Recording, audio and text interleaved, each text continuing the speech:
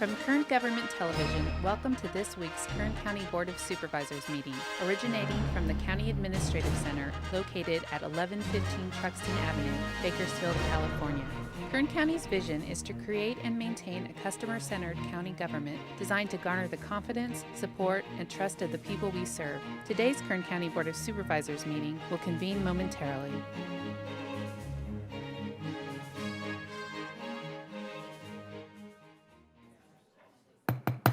Board to reconvene. Madam Clerk, please call the roll. Supervisor Gleason. Here. Supervisor Scribner. Here. Supervisor Maggard. Here. Supervisor Couch. Here. Supervisor Perez. Here. Thank you. Good morning and welcome to the Tuesday, August 29th, 2017 budget hearings meeting of the Board of Supervisors, where we will begin today's meeting with a flag salute, and that will be led by Brian Marsh, Farm and Home Advisor. And if you could please remain standing for a moment of prayer, silence, or meditation, whichever you prefer. Salute, pledge. I pledge allegiance to the flag of the United States of America and to the republic for which it stands, one nation, under God, indivisible, with liberty and justice for all.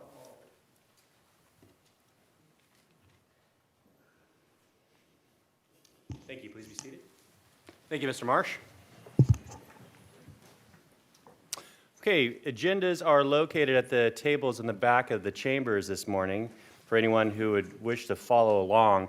Our budget hearing procedure is slightly different because we will begin by hearing items 1 and 2 and 3 before considering the consent agenda. However, I would like to read the consent agenda disclosure statement first. So all items listed with a CA or C above the items are considered to be routine and non-controversial by county staff because they are funded 100% federal, state, and or other sources, or the department head has indicated that they concur with the county administrative office recommended budget as printed and have no comment. The CA represents the consent agenda for the Board of Supervisors. These consent items will be considered last and may be approved by one motion. If a member of the audience wishes to comment or ask questions regarding an item or items on the consent agenda, they may do so prior to a vote being taken on the consent agenda. A member of the board may remove any item from the consent agenda, and it will be considered in listed sequence with an opportunity for any member of the public to address the board concerning the item before action is taken. The C represents the consent agenda for the Kern Sanitation Authority, Ford CITY-TAFT Heights Sanitation District, and In-Home Support Services, or IHSS Public Authority. So I'm first going to call item 1, and that will be public presentation. So this portion of the meeting is reserved for persons to address the board on any matter not on this agenda, but under the jurisdiction of the board. Board members may respond briefly to statements made or questions posed. They may ask a question for clarification, make a referral to staff for factual information, or request staff to report back to the board at a later meeting. And so at this time, I'll ask if there are any members of the audience that would like to make a public presentation. If you would, please come forward, state your name. We ask that you observe our 2-minute time limit.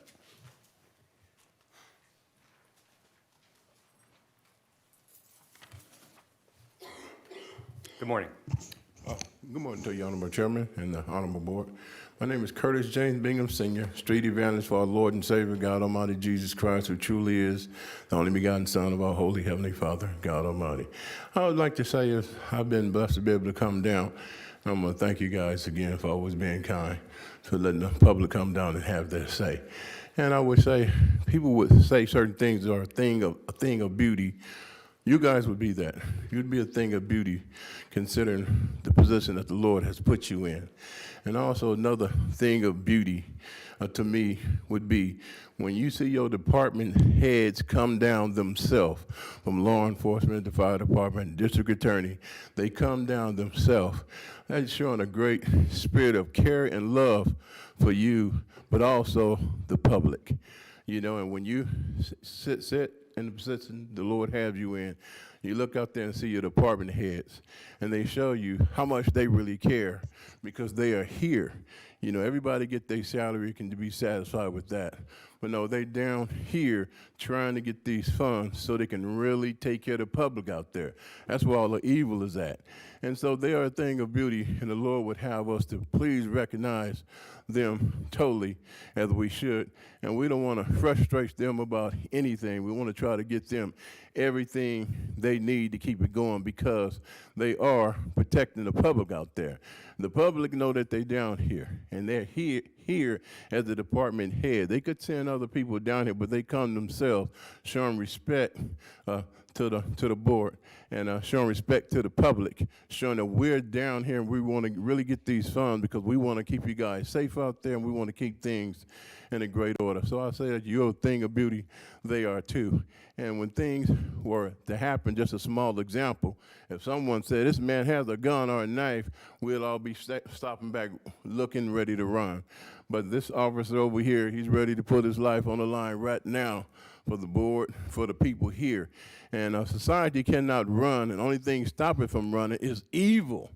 See, and so we would not have these meetings or anything if it wasn't for law enforcement. Because if you don't have no law enforcement, there's no sense in having a meeting because ain't nothing going to work out there. Nothing's working without law enforcement, and everybody here has to be true. Sometimes you have Democrat and Republicans.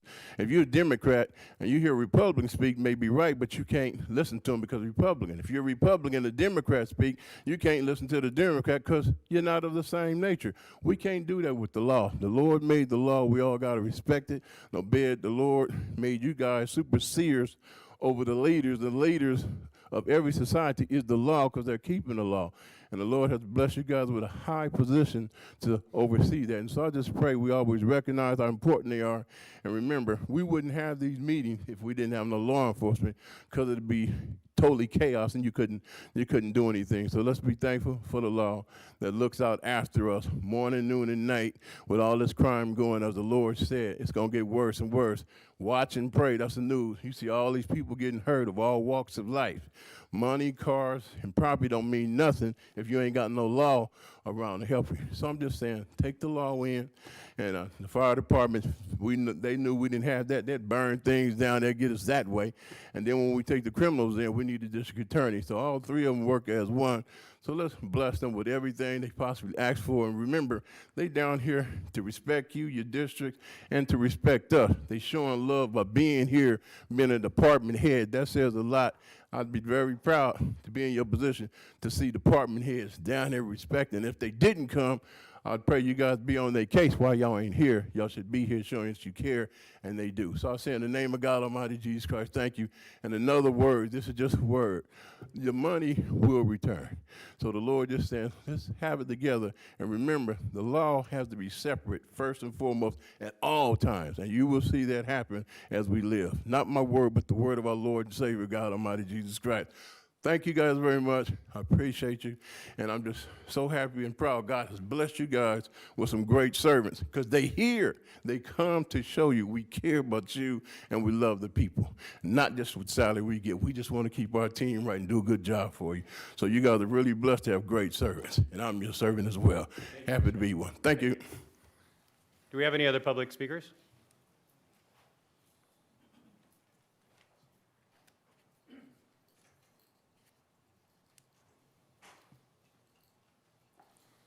Good morning. Good morning. My name is Robert Lansford. My game is leadership.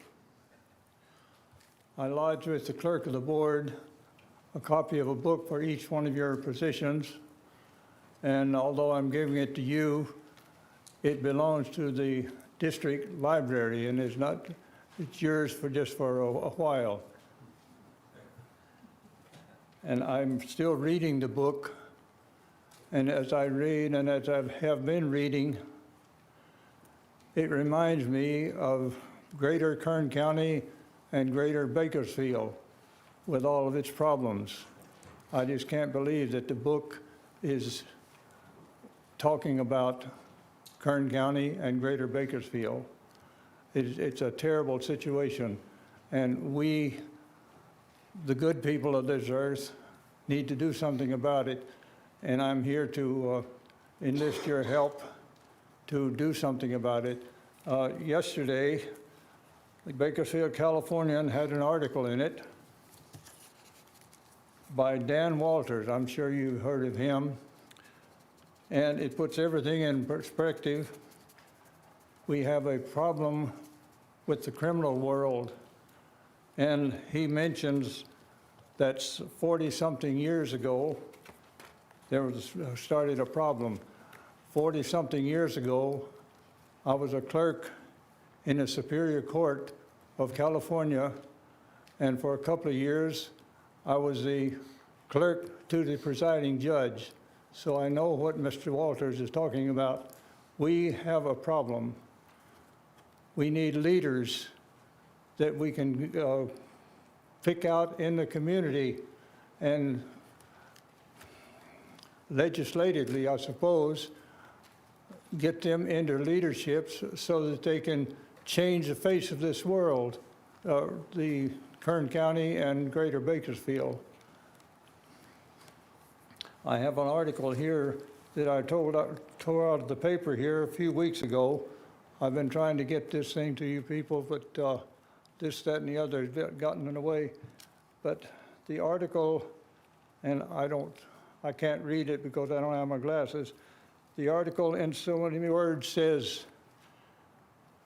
it is acceptable to be labeled a criminal.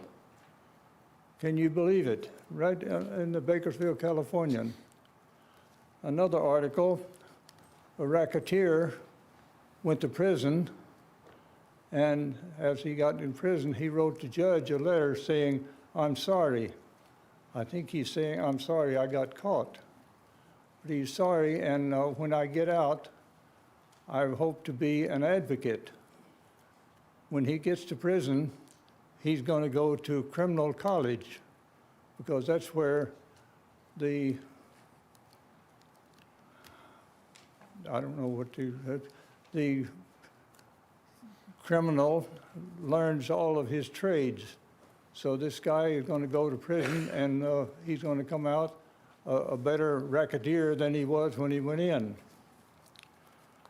I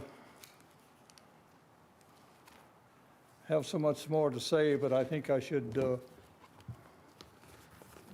let you people dwell on the book.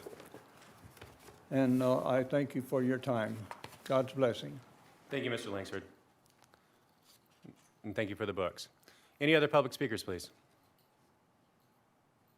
Okay, seeing none, we'll move on to item number 2, board member announcements or reports. Chairman, Supervisor Couch. thank you. I know we're having a budget hearing today. We're going to talk a lot about expenses. I want to talk just for a moment about something that would impact the revenue side, and that is sewer and water service. And I guess I'm going to request a report from the Planning Department and the Public Works Department regarding water availability and reliability, as well as sewer availability, capacity, and reliability in and around the Western Rosedale Specific Plan, especially between Red Road and Enos Lane, and really all of what is known as CSA 71. Is that pretty clear? Okay, thank you very much. Thank you, Supervisor Couch. Supervisor Perez. Thank you. Thank you, Chairman. Tomorrow is our third and final blood drive of the year. If you come and donate, you'll get a delicious lunch from Sequoia, an adult pass to the county fair, which is coming up soon, and a parking pass. So we will be right out here 9 to 1 tomorrow. Very convenient, in particular for our glorious employees. And it would be really, really nice to see you. So thanks for any consideration. Thank you, Supervisor Perez. Okay, that's, I don't see any other requests, and so now we'll move on to item 3, and that is opening remarks on fiscal year 2017-2018 recommended budget. And so I'll ask Ryan Alsop, our County Administrative Officer, to start us off. Thank you, Mr. Chairman, members of the board. Good morning. With your approval, Mr. Chairman, as part of our presentation tonight, I'd like to ask if Mr. Lifquist, our assessor, could come up and share some comments, as he did last night, about the market conditions related to oil prices. Thank you. Good morning, Mr. Lifquist. Good morning, Chairman. So, Chairman Scrivener, members of the board, I have the same charts that I brought last night. Possibly we have different people in the audience. The first is the crude oil spot price. You can see that obviously the latest decline started in July 2014. We had a very, very strong oil market for about, I think it was 6 years. It's dropped precipitously, and unfortunately, what we're seeing today is that it went down to about $25 a barrel back in February, I think, of 2015. Recovered up to the 50s recently. Right now, we're looking at about a $45 per barrel oil, and you can read the oil markets, oil press, and get any prediction you want, but for the most part, the outlook is not optimistic right now for oil recovering anywhere near what we were 3 years ago. So the next chart that I have is what we actually use to value oil. We look at the futures market every January 1st. The futures market is the best way of determining. We're not actually trying to value barrels of oil, we're trying to value the field. So what people are willing to put their money down, their prediction of what oil will be in the future is what we estimate they're going to, the people investing in oil are going to determine what the field is worth. So you can see 2014 we hit a peak price of, we were $101 per barrel. We went down to a low in 2016, January 2016, of $35 a barrel. Last year, for our current fiscal year, we're $50 a barrel. But we don't anticipate, or at least the market doesn't anticipate, that it's going to hold at $50 a barrel. If we were to value oil today, we'd be at $45 a barrel. So despite the drastic budget problems that $50 a barrel is presenting, there is a potential that it could get worse for the next fiscal year. And one of the factors that we have to take in consideration is that we are valuing fields based on a cash flow, which means how much is oil worth, how much is oil is going to be pumped in the future, and for how long. As you can see from this graph, oil production has declined since the peak in 1987 and continues to go down. So the lifespan of the field decreases every year, the production decreases every year. So even if oil were to remain static, our fields are declining in value each year. And I think that's, we're not valuing oil today. We will not value oil until January 1st, but if we were to value oil today, it would be worth slightly less than we are at currently with our current fiscal problems. Thank you, Mr. Lifquist. Do we have any questions from members of the board? Supervisor Perez. Thank you. Mr. Lifquist, how is the determination made about the willingness to invest in new production? I'm assuming that's what you mean, new production. No, it's the futures market of oil is what we're looking at. What investors are willing to buy and sell oil for 6 months in the future, a year in the future, or even 2 and 3 years in the future. It's the investors are willing to put their money that they stake, this is what they think oil is worth in the near and distant future. Is that based on demand, and what else? It's based on their anticipation of supply and demand. If we go back to the first slide, that is the spot price is based on today's supply and demand. The futures market is based on what they anticipate that supply and demand will be in the future. So current price or current value probably plays into that pretty significantly. Certainly it does. Okay. Do you have any advice as a policy matter to this board? If you don't, that's totally okay. And we can talk about this later if this is not a good time to have this conversation. you know, how should the public, this board, you know, the press, think about the way in which, you know, our traditional historical reliance on oil as what has been, you know, 1/3 of our discretionary budget in the past, I believe, now is less than 10%. I mean, this is a big problem regarding our ability to obviously, you know, do more, take care of our employees and other things. But, you know, do you have any thoughts on that? It is a problem, and it's not going to be a decreasing problem. Not going to be Back- decreasing? Correct. Back in 1985, oil was $21 a barrel. The oil and gas contribution to the roll was 55% of our assessed value. Today, at $50 a barrel, it's 17% of our assessment roll. So even though the oil price is comparatively, historically, at a relative high, other factors, including the fact that the fields are declining, mean that oil will not play a significant role in the future, even if the market were to get back up to $100. Thank you. Thank you, Mr. Lifquist. Appreciate you being here this morning. Thank you. Thank you. Mr. Alsop, please continue. Mr. Chairman, members of the board, I'd like to first start out by saying some thank yous to the department heads. There are many department heads here. Thank you to all of them for working with us to piece together the budget that we've got, the recommendation that we have before you. I appreciate all of them. I would name them all, but I would leave somebody out, so I'm not going to do all that, but I appreciate them all being here and for all their support. I want to thank our employees at each of the departments for all of their continued hard work and patience, perseverance, partnership, enthusiasm where we can get it, and help. I appreciate that very much. And lastly, thank you to my staff in the CAO's office, led by our Assistant CAO for Budget and Finance, Nancy Lawson, here next to me.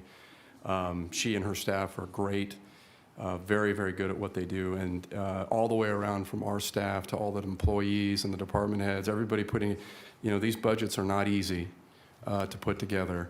There are a lot of considerations that have to be made. I'm not going to accept a sort of us against them atmosphere. I just don't accept that. We're all on the same team. We're all dealing with the facts as they are, the realities, and we're trying to do our best to find our way through them and build a path forward. So with that, I will get into the presentation. Aided by increased property tax revenue and ongoing countywide mitigation strategies, our structural budget deficit in the general fund stands at $19.8 million. The fire fund has an ongoing structural budget deficit of $8.5 million. Both general and fire funds are balanced. They're balanced through a combination of spending reductions, use of one-time fund balance carry forward, and minimal use of reserves. Both funds prioritize critical countywide strategic objectives. As I said last night, our approach to budgeting over the next few years will be guided by the countywide initiative of Launch Kern.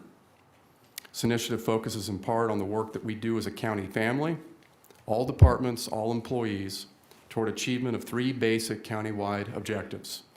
We're going to enhance the quality of life, the residents that we serve, become a model of excellence in managing our business and our people. We will foster a culture of innovation. Continuity toward the achievement of countywide objectives is bolstered through 3-year business plans that have been submitted by every department. These plans demonstrate how strategies are being deployed in each of our unique business areas that advance not only the shared countywide objectives, but also the fiscal mitigation measures mandated by your board to address the county's fiscal crisis. Of course, as you know, part of all of this initiative overall is the implementation of Lean Six Sigma. and applying this business practice to the thinking that we do, the planning we do, and the decisions that we're making. Lean Six Sigma is a frame of mind as much as it is a strategy for process improvement, and it will help us become better and faster at all that we do. As Mr. Lifquist pointed out, there are concerns going forward. Certainly the price of oil is a concern that we're planning for. We're being thoughtful about how we plan the budget around that. And over and above oil, we have other concerns. There are various things that come out of Sacramento. As you all know, we're a general law county, and we are impacted by the decisions that are being made both by the federal government and in Sacramento. Frankly, the Governor Brown, in him providing his May revision of the state budget recently, talked quite a bit about a coming recession and how a coming recession will impact state finances. We all know when state finances are impacted, county finances get impacted. These are all things that we are having to consider and plan for going forward. Here's a chart. We showed this chart last night. I want to take a little bit of time to go through exactly what it is we're looking at here. This chart is a chart for the last 8 fiscal years, starting in fiscal year 9-10. The chart is the county's financial contributions to its employees, all of its employees, the thousands of employees that we have in all the various units. It's broken down by salary, what we pay in salary. It is broken down by what we pay for employee subsidized health care. It is broken down by employee subsidized retirement payments. So what we're paying toward employees' salaries, retirement, and health care. Salaries are at the bottom. So over the last 8 fiscal years, in terms of employees, salaries, what we paid toward them has gone up by 9%. I want to draw your attention to the blue box in the lower right-hand corner that shows CPI and the change there. CPI has changed over the same period almost 12%. So a point here on this part of the graph is that overall, the amount of money that we're paying towards salaries hasn't kept pace with CPI or inflation. So that's one point.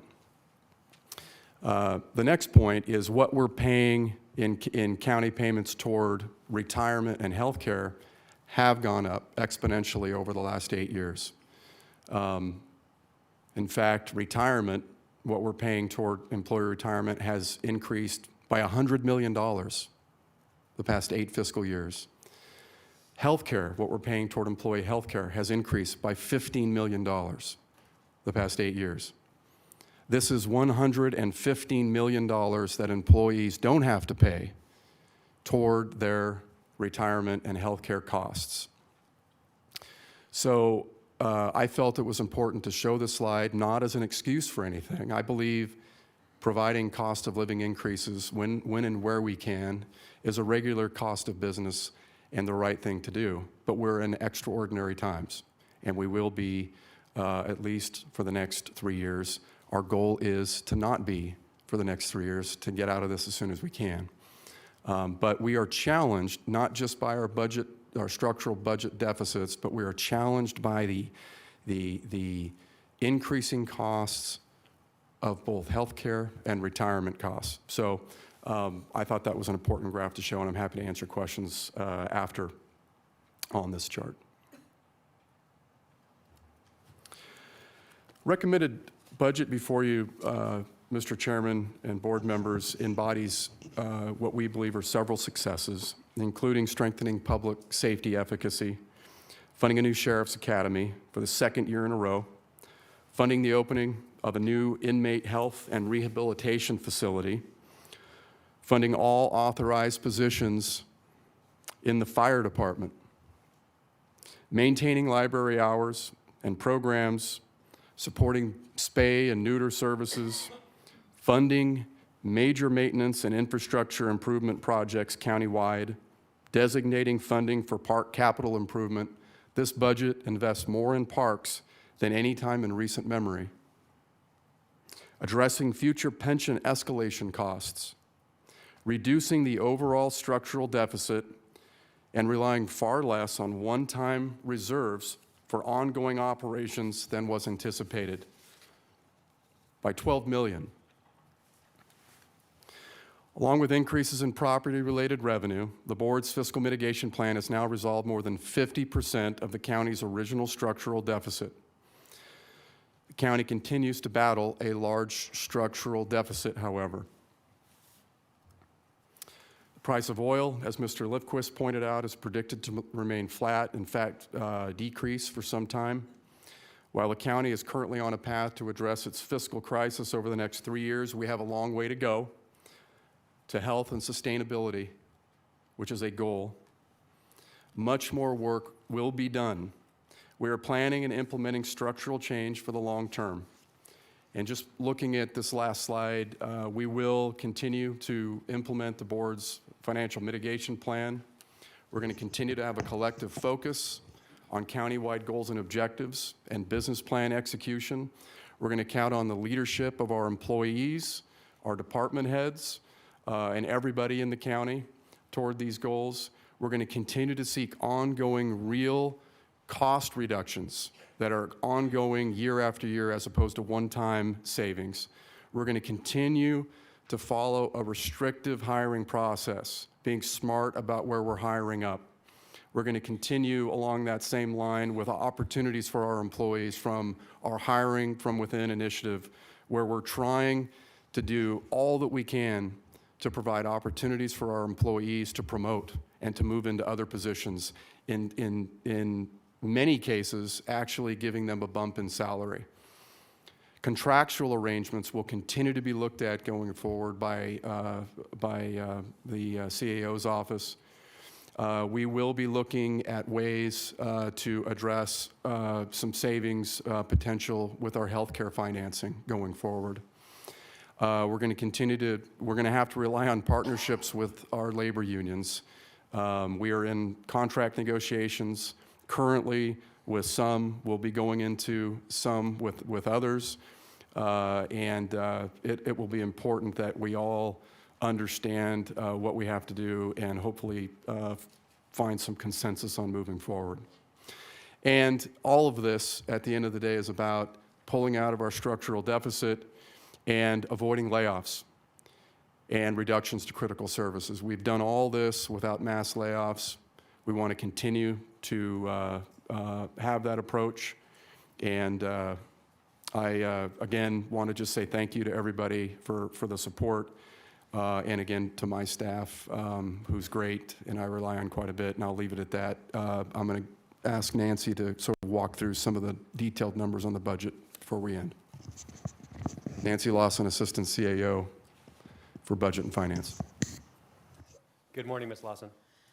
Good morning, Mr. Chairman and members of the board.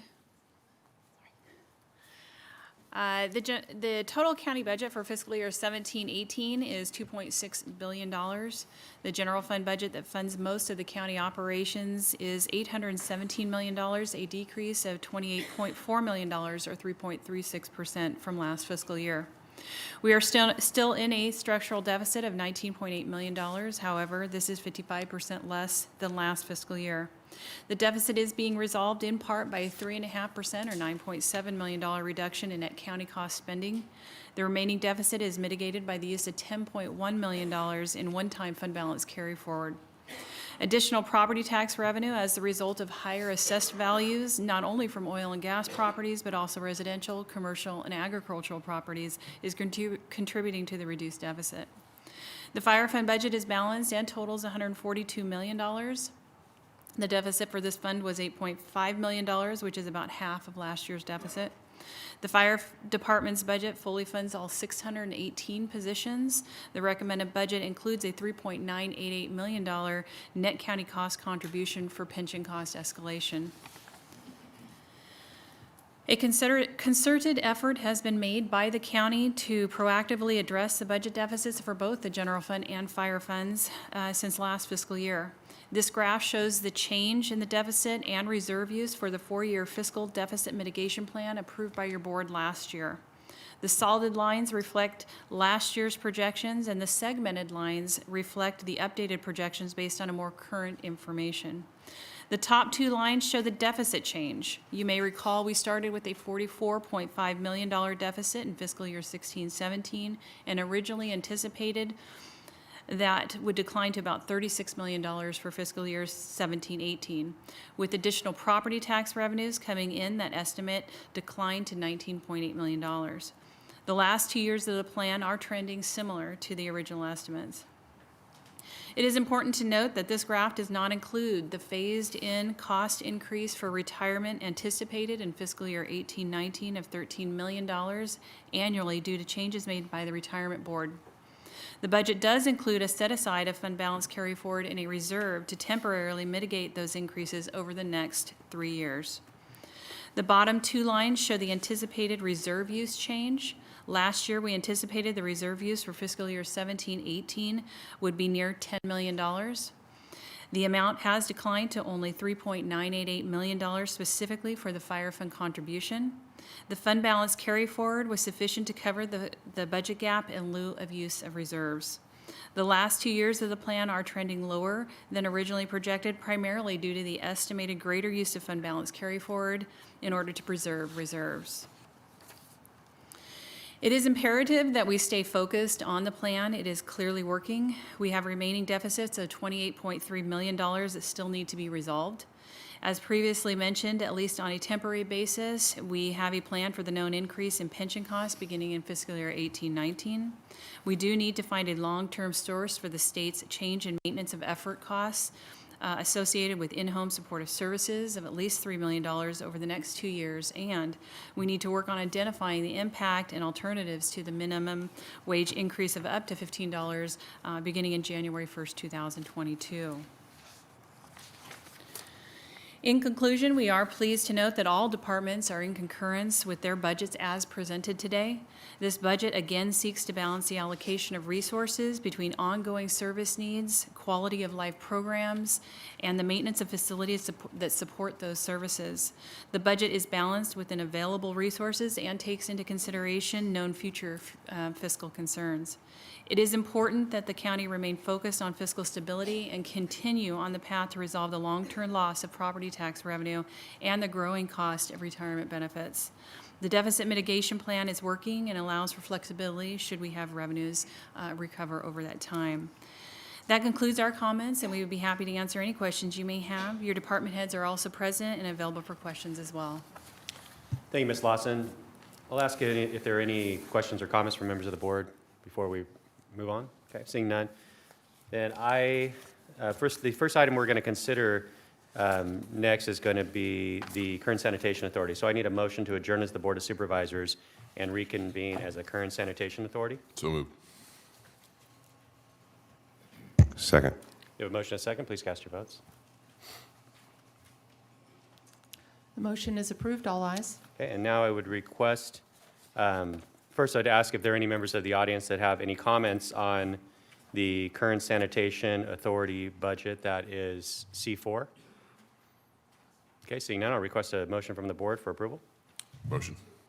And to adjourn as the Kern Sanitation Authority and reconvene as the Ford City Taft Heights Sanitation District. So moved. Second. Thank you. Please cast your votes.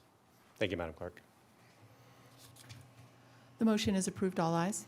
Okay, now I'll ask if there are any, any questions on item C5, the Ford City Taft Heights Sanitation District. Questions or comments? Okay, seeing none then, I'll request a motion to approve item C5 and adjourn as the Ford City Taft Heights Sanitation District and reconvene as the Home Supportive Services Public Authority. So moved. Second. Please cast your votes.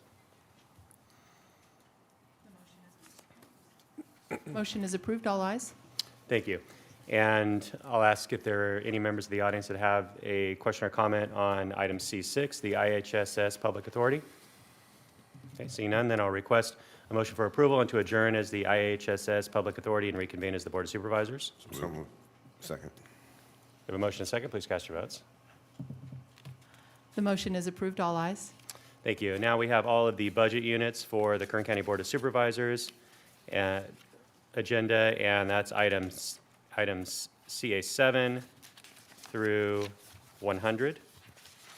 So I'll ask if there are any members of the audience that have any questions or comments on the Board of Supervisors consent agenda. Please come forward.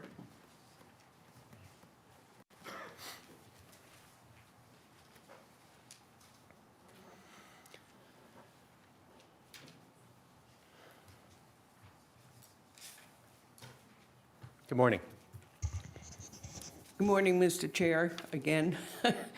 My name is Liz Keogh, K-E-O-G-H. I am a proud resident of the 5th Supervisorial District, and I'm here to talk to you about the doggies and kitties and horses and animal services. One of the things, I think I'm speaking to the choir, one of the greatest things you folks as a board ever did was appoint Nick Cullen as director. He is forward-thinking, he is accountable, and I think he's done a wonderful job at Animal Services, which is why you don't see me here every week, as you used to. The item that I would like to comment on is the $250,000 spay-neuter fund that you have again approved and put in the budget. I think that you understand that spay-neuter programs are not going to be effective if you think they're a one-shot deal. One night slam, bam, thank you, ma'am, and then it's over. It has to continue, and you have been diligent in making sure as a board that that money goes in. And I think a little history might be in order. Hi, Ms. Kraus, forgot to say hi to you. I think that the catalyst for the board in terms of spay-neuter funding was my supervisor, Supervisor Perez, who back in 2013, with the discretionary money that she had, decided to hold 5, count them 5, once a month, February to June, spay-neuter clinics in Lamont. Up until that point, the common version of why there was such pet overpopulation in Kern County, coming from people in your position, coming from management, coming from some normal people, was that folks were irresponsible. They weren't getting their pets spayed and neutered, and these pets were reproducing, and that was the problem. It amounted to blaming the victim. These people are not irresponsible, they're poor. They could not afford the charges that vets would make. And this is prior to the establishment of Critters Without Litters. I have it on good authority that within a week of the flyers getting out to the kids in Lamont to bring home to their parents about Supervisor Perez's clinics, there were 1,200 calls to the hotline. There were 200 emails sent to the email hotline. Now, if that is indicative of irresponsibility, I think we're not speaking the same language. I think what it was indicative of is people were desperate to have help to get their animals neutered so they would not reproduce. And I think Supervisor Perez deserves credit for giving that a kickstart. But each of you has made your own contribution and your own commitment. So I'm going to go backwards. Supervisor Perez is District 5. Supervisor Couch, I remember some years ago out in Buttonwillow or Lost Hills or someplace where there was a festival that not only your staff showed up, Sue Bennett was there, I was there, Judy was there, but you showed up. and you were giving out your vouchers with the money that had been allocated. There was some commentary last night about you folks not knowing your districts and not, pounding the pavement. Certainly, Supervisor Perez knows her. She was at every single of those 5 clinics. You, Supervisor Couch, were at the event that I'm referring to. Supervisor Maggard, the same thing holds true for you. I remember an event up at the North of the River Veterans Hall. Forget whether it was spay-neuter or just handing out vouchers or what it was. You may remember better than I. We were chipping dogs. Okay. But That means putting a microchip in them, by the way. right.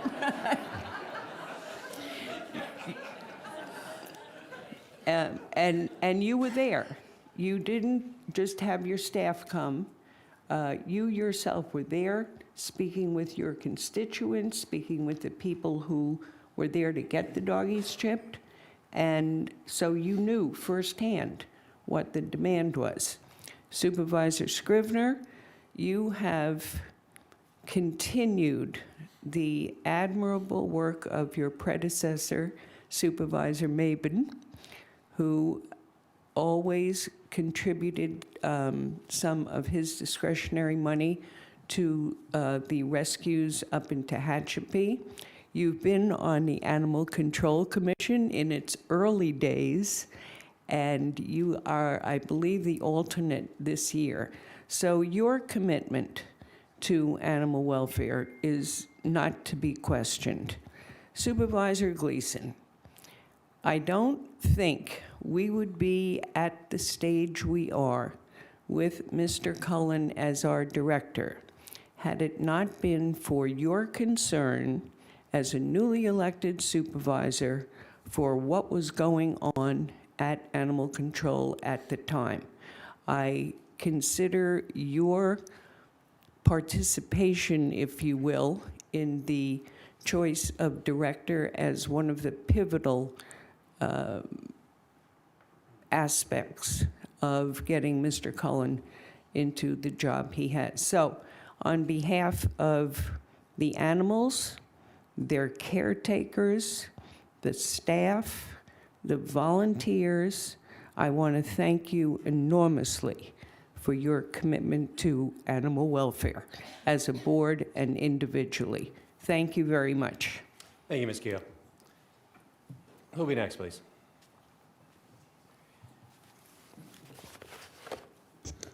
Gustavo Aguirre, A-G-U-I-R-R-E. I'm not completely sure if I'm following the agenda, but I hope. Está bien. Last night, you had a full house here. And basically, there were 2 groups. One group was the county employees. The other group was residents from mainly from low-income communities throughout the county. Obviously, they are working today. My question is how you are going to, if you are going to consider their comments, what process do you have to consider their requests? Is there a process that we can tell the residents that you, the supervisors, are going to follow up on? The process is you and other members of the public provide public comment, and the board members listen to that input. And the input from the public, I believe, helps guide our decisions that we make. Mm-hmm. Yeah, my only concern on that is that I think throughout the agenda on the department budgets, it says approve as printed. And I believe that proposed budgets were printed prior to last night. That's my concern, how the residents' comments will be included. I don't know if you can review it. I think what last night request from residents, it was mainly around improving parks and improving community infrastructure. And I agree that we shall not expend monies that we don't have, but I think if you are creative, you can reallocate monies that you have, for example, not investing on prisons that we don't need. Also not, I heard that some of the ICE, the federal agents, are housed in some of the county properties. The federal government is taking a lot of my money to operate their operations. I think county funds shall be for county projects.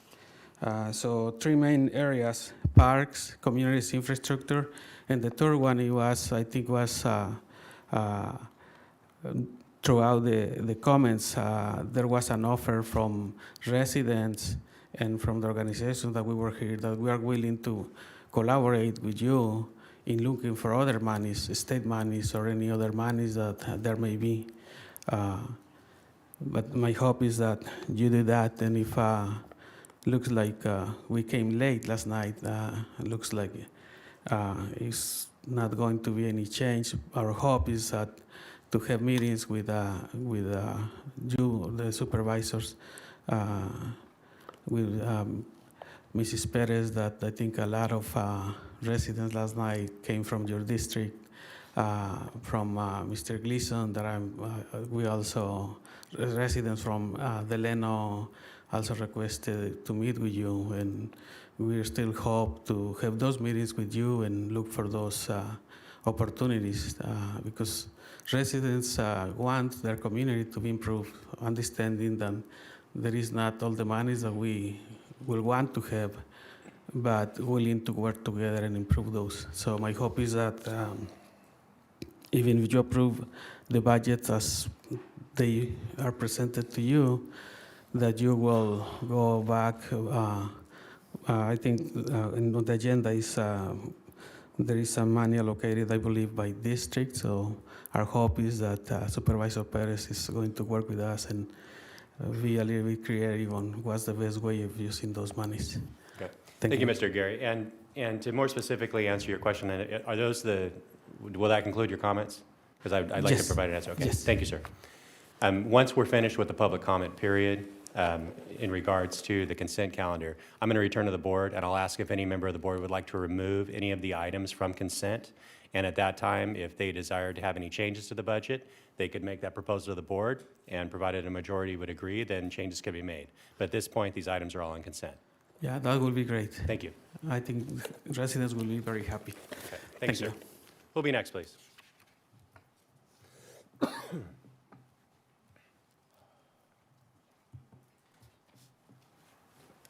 Good morning. My name is Patricia Leal, L-E-A-L. I'm with Leadership Council, and as Gustavo just mentioned, we were here yesterday night. Thank you for taking the time to allow community residents as well as county staff to give their input, their concerns and needs. Again, we're not here to fight you all. We're here to let you know of the concerns and the needs that are going in the county, and to be able to come in agreement with steps moving forward to make sure that those concerns are addressed. It was mentioned yesterday that 3 million, I just want to have a clarification on the 3 million one-time allocation regarding parks and recreation. I just want to make sure that if it's 3 million, to clarify that it's 3 million, and then also understand the process. What will be the process in regards to dividing those dollars in each district, making sure again that we want community residents to give input of how those dollars are going to be spent in their communities, and make it in an equitable way. I stress equitable because not all districts are in the same need when we talk about investments in the community. So please take into account that not all communities are in the same need. There's rural communities that for so long we've been able to work with the Advancement Project, which is a nonprofit that is able to look and dig into the county's budget. And throughout the 10 years that we did the investigation, there's been a lack of investment in these rural unincorporated communities. And again, this is not to say that we're fighting you. It's more of a reality check of where we are today and the need to be cognizant about the needs and to move forward together. So clarification on the 3 million, and then also request for a study for the flooding issue on Main Street 184 between Weed Patch and Lamont. I think that could be a request made, and community residents yesterday stressed the need. That's the first step to be able to move forward to come up with a solution for that. And again, we want to make sure that the questions that were asked yesterday night are answered today. It was said yesterday that those questions were going to be answered today, so we're looking forward to those responses. Thank you.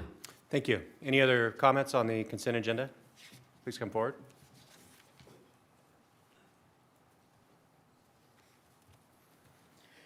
Good morning, Honorable Chairman.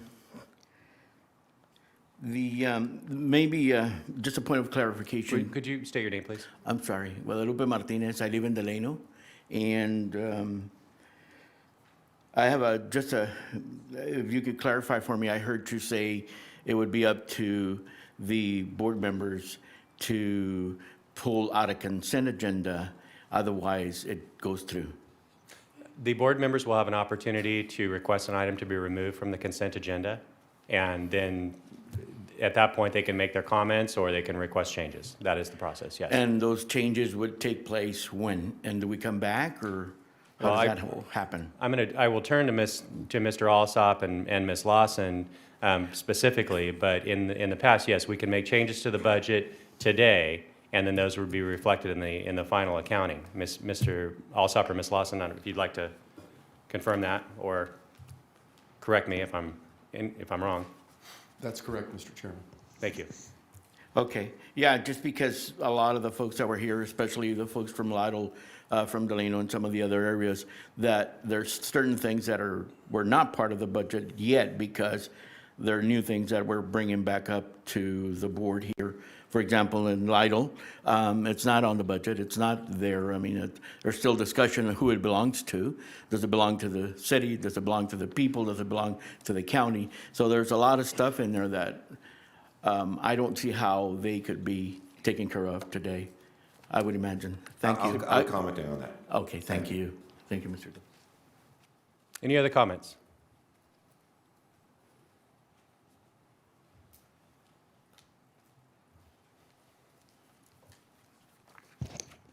Good morning. My name is Julie Solis, Julie Solis. I'm going to talk about valley fever, but first, earlier when he was showing that from my chair, it sounded like we should all just be thankful that we have a job. I mean, avoiding layoffs, but yet I was here a couple months ago, and the sheriff, Donnie Youngblood, was like, he had so many resources, he was going to do ICE's job. So it sounds like we should cut some money from the sheriff budget because he's got so much, he can do other people's jobs as well. So I think that, our district attorney, Lisa Green, she's stuffing prisoners with harsh sentences, filling up the jails and prisons for you guys. I mean, we really need to prioritize what we're doing. We need to train our people. We need to educate our people. That's where our resources need to go. So enough with that. It's just really disappointing how, how our leaders in the county are not prioritizing the needs of the people versus listening and trying to make our people better. You guys are worried about corporation. I didn't hear anybody stand up and talk about what's going on with all the sick people and with valley fever in our community. Valley fever is a huge issue. That's costing us tens of millions of dollars a year just in hospital fees alone. Yet you bring the oil man up here. I challenge each and every one of you in the 2018 race to not accept oil money. Okay, that's what I'm asking all of you guys. You take oil money, you're not going to get the people's vote. We're sick, we're tired, and we're done with the oil money and the good old days of Kern County no longer. Our people need help. Approximately 6 people a day in Kern County are being diagnosed with valley fever. It's a major issue, and there is zero money in the budget for valley fever. Yet Zika gets $27,000 in the budget for awareness. I'm very agitated by that because there were 0 people in Kern County that were diagnosed with Zika that actually got Zika here. There were 5 diagnosed cases, but those were travelers. Nobody, no resident got Zika, yet Zika gets 27,000. 6 people a day are being diagnosed with valley fever. In the fall last year, from September through December, 28 people a day were being diagnosed, and nothing happened. Nobody did anything. There's still a 0 amount on the budget. And so I'm asking for the CA 52 on the agenda for animal services be pulled and money be put in there for valley fever pets, information on that. And also for the consent agenda 56 for the public health services also be pulled and discussed, because we need valley fever help, we need valley fever money, we need valley fever awareness. Thank you. Thank you. Any other comments? Okay, seeing none, I'll return to the board and ask if any board members would like to remove an item from the consent agenda, or otherwise I would I'm sorry, excuse me.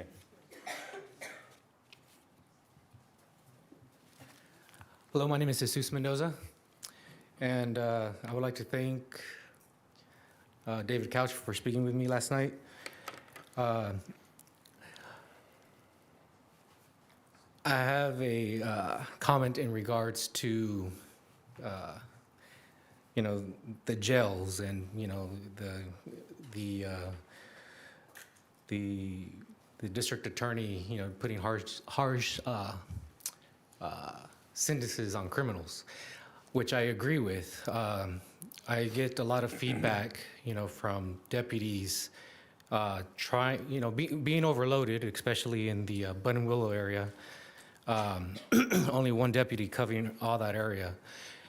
Overloaded with crime and not able to keep our streets safe, and getting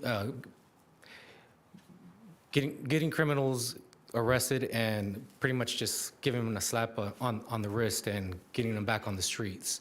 So I think I encourage enforcing the law. Okay. I understand that you guys are, with the revenue that you guys are given, that you guys could only do so much, and it's up to the department heads to administrate and to use that money, or to use the resources however they seem fit. And Donnie Youngblood, I know you're here, and I'm a resident there across the street from the Frito-Lay area, and every night there's crime going on, and there's only one deputy in that area covering, I don't know exactly where, but he's told me from McKittrick to Lost Hills to Buttonwillow. And there's a lot of residents in that area and a lot of crime that it's happening, and the criminals are taking over that community. And I see 5 deputies, here in this small area with, very few people. And it's a good presence, to see where, community people are coming to, it's good to the eye. But there's, especially in where I live, where I see that there's only one deputy, and it's not right. It's not there needs to be change, or else we're just going to lose grasp, and these criminals are running wild out there. And I would like you to consider what I'm saying to you, and I have respect for you, and I hope that you listen to what I'm saying. David Couch, I'm looking forward to working with you. Okay, and I just want to thank you guys. And I see all these different things in here on the budget, like a golf course enterprise fund. I've been hearing comments from Ryan. that we need to hold tight, for the deficit, which I agree, but the monies that are coming in, they with the personnel that the county workers, okay, that have been working for a very long time and with no increase, no pay increase, I would put aside, I know that these things are already in here, okay, but as the Board of Supervisors, like if you guys could, go through this and see where, maybe we could knock some things out, but I think that the employees of the, of the county, they do need to get a raise. I've managed a big company, and big companies, they like to, pay the most minimal monies to their employees. And what I see happens is high turnover, and you get pretty much bad employees, and the good employees go on elsewhere, like what's happening now here in our county. I did hear, a lot of people here that's been working here for like 26 years, and they've been with the county for a long time. I don't know if they're good employees or bad employees, but in order to have good services, good employees, it needs to be a fair wage. It needs to be, and we need to give them incentives to want to stay and to see some hope, maybe some type of increase every year. It doesn't have to be so much, but some type of increase every year if they're performing well, if they're, doing well. Same thing with all county, with all county employees. I think that we do need to look and invest in our people that are providing these services, because if we don't, we're going to get not good employees, and it's going to be, it's just, things are just going to get worse. Pretty much, that's all I want to say today. If you have any questions, I'll be glad to answer. Thank you, Mr. Mendoza. I believe Supervisor Couch would like to make a comment. Mr. Mendoza, neither of us gave each other our contact information last night. Could I ask you to leave your phone number and email with Mr. Alsup? Yeah. Thank you. Thank you for coming today. Thank you. Do we have any other speakers?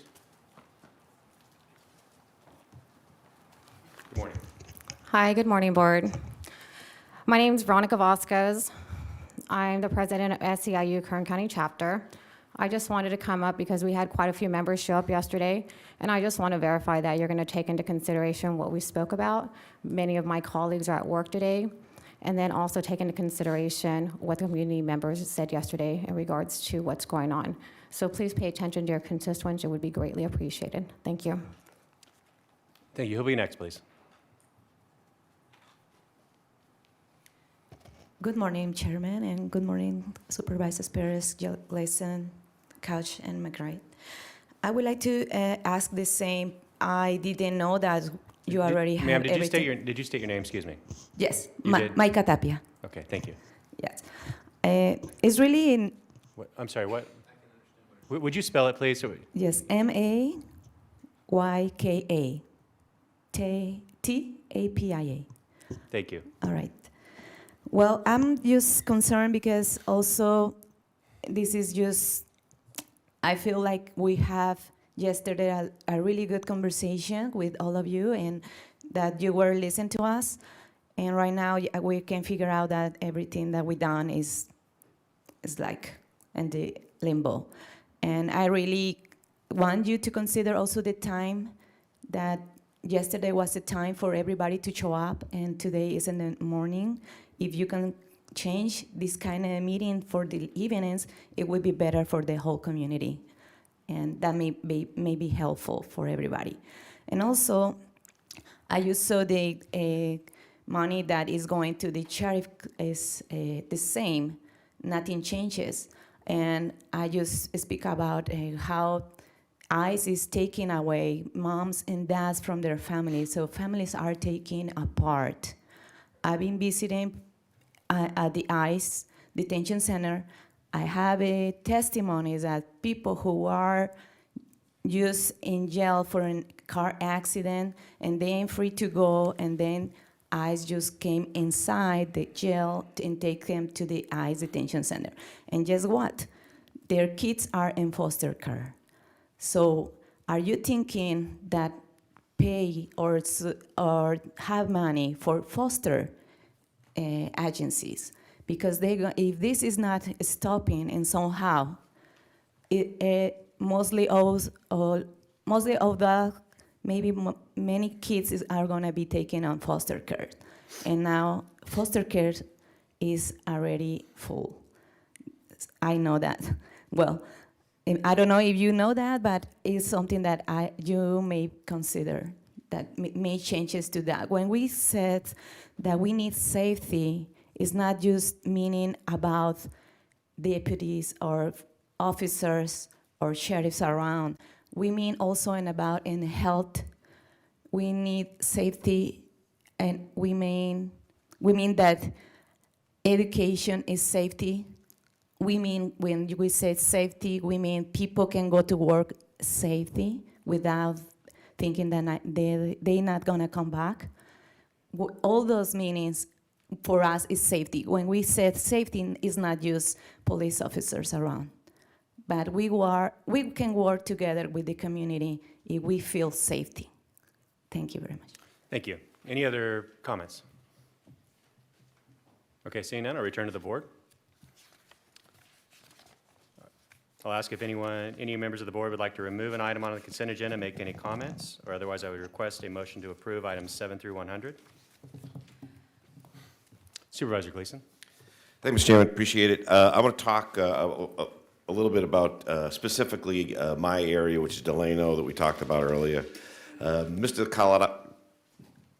Collado came in last night and eloquently spoke about his situation, and I want to address that.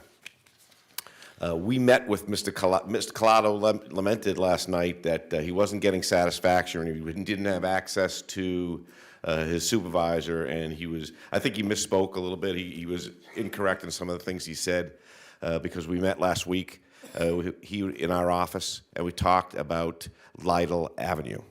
And we expressed to Mr. Collado that Lytle Avenue is not a county road, that we expressed to him that it is a private road, and that it is his zoning in the area where he's at is legal nonconforming. I called Assemblyman Salas 2 weeks ago about Lytle Road, and waiting to hear from him. We talked a little bit about that. He's concerned, and we want to work together to create some satisfaction for that community, that small community. I called Mayor Liz Morris, last week and talked with her about Lytle Avenue, along with Councilman Ruben Pasquale, Mr. Pasquale.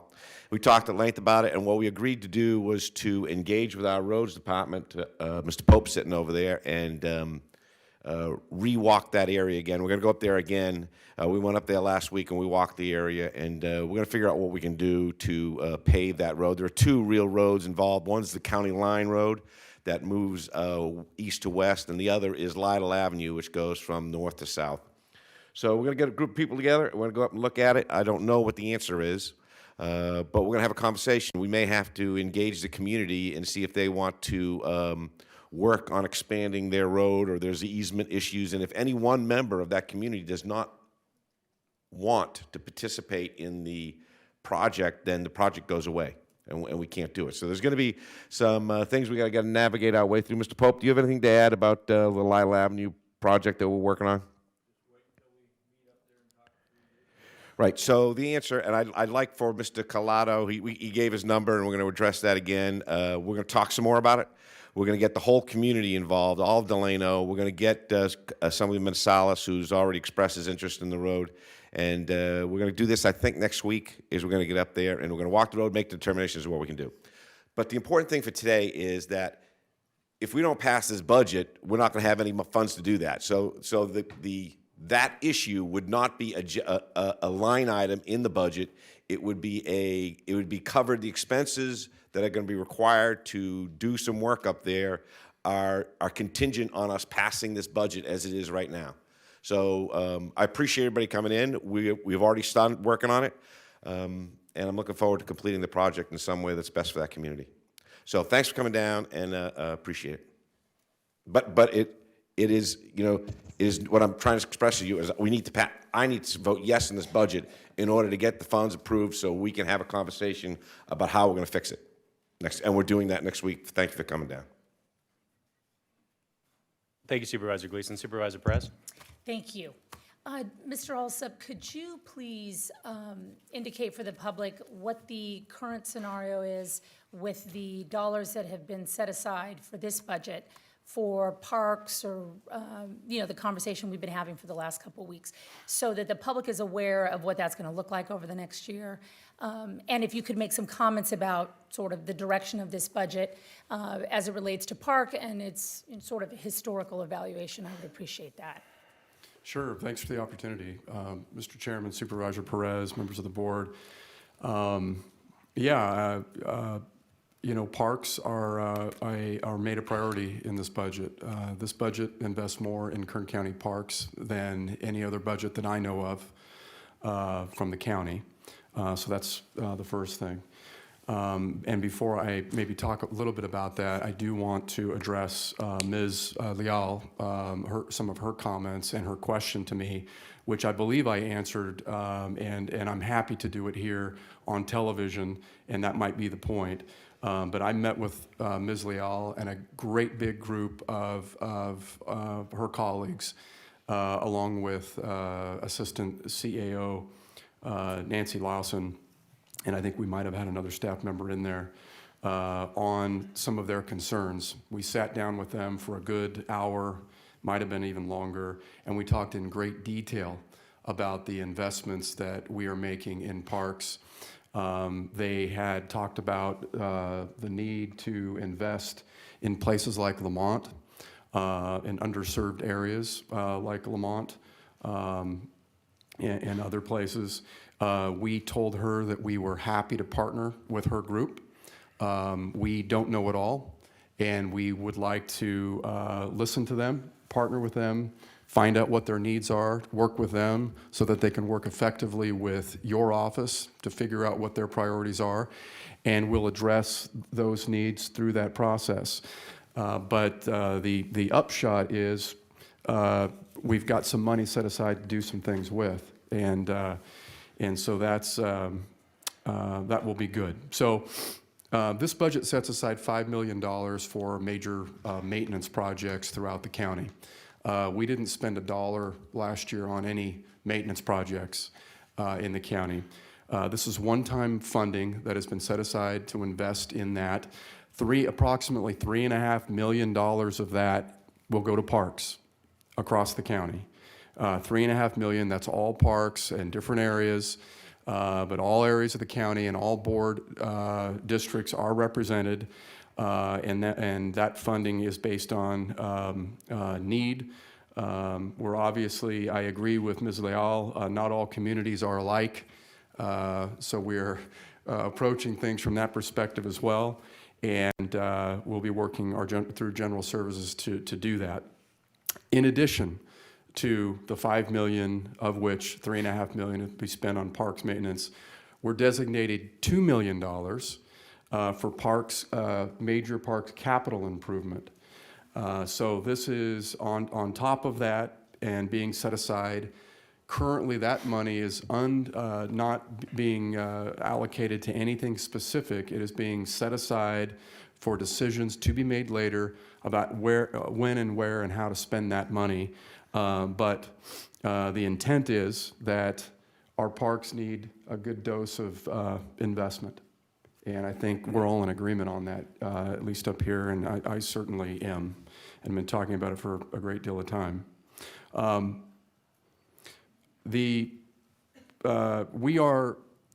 Lastly, we've completely revised the way we account for our parks. We've done a lot of work in that area.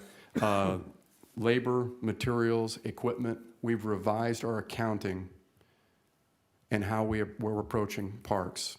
I have asked our Parks Department to forget about everything they used to do with parks and approach it from a completely different way. The approach will be starting from zero. We'll approach parks with the concept of zero-based budgeting, where we look at what we've got and where they are, what the needs are and the priorities, whether it's maintenance or trash pickup or mowing the grass or trimming the trees or playground equipment here and there. We figure that out and we focus building our budget around that. So that is an effort that is that we've hit some milestones, but it's underway. It's not a change that we can make overnight, but we are focused on addressing that. I believe that will net more touches on parks in more places across this county that need it. I think that will net more dollars being spent on certain parks where dollars haven't been spent in the past.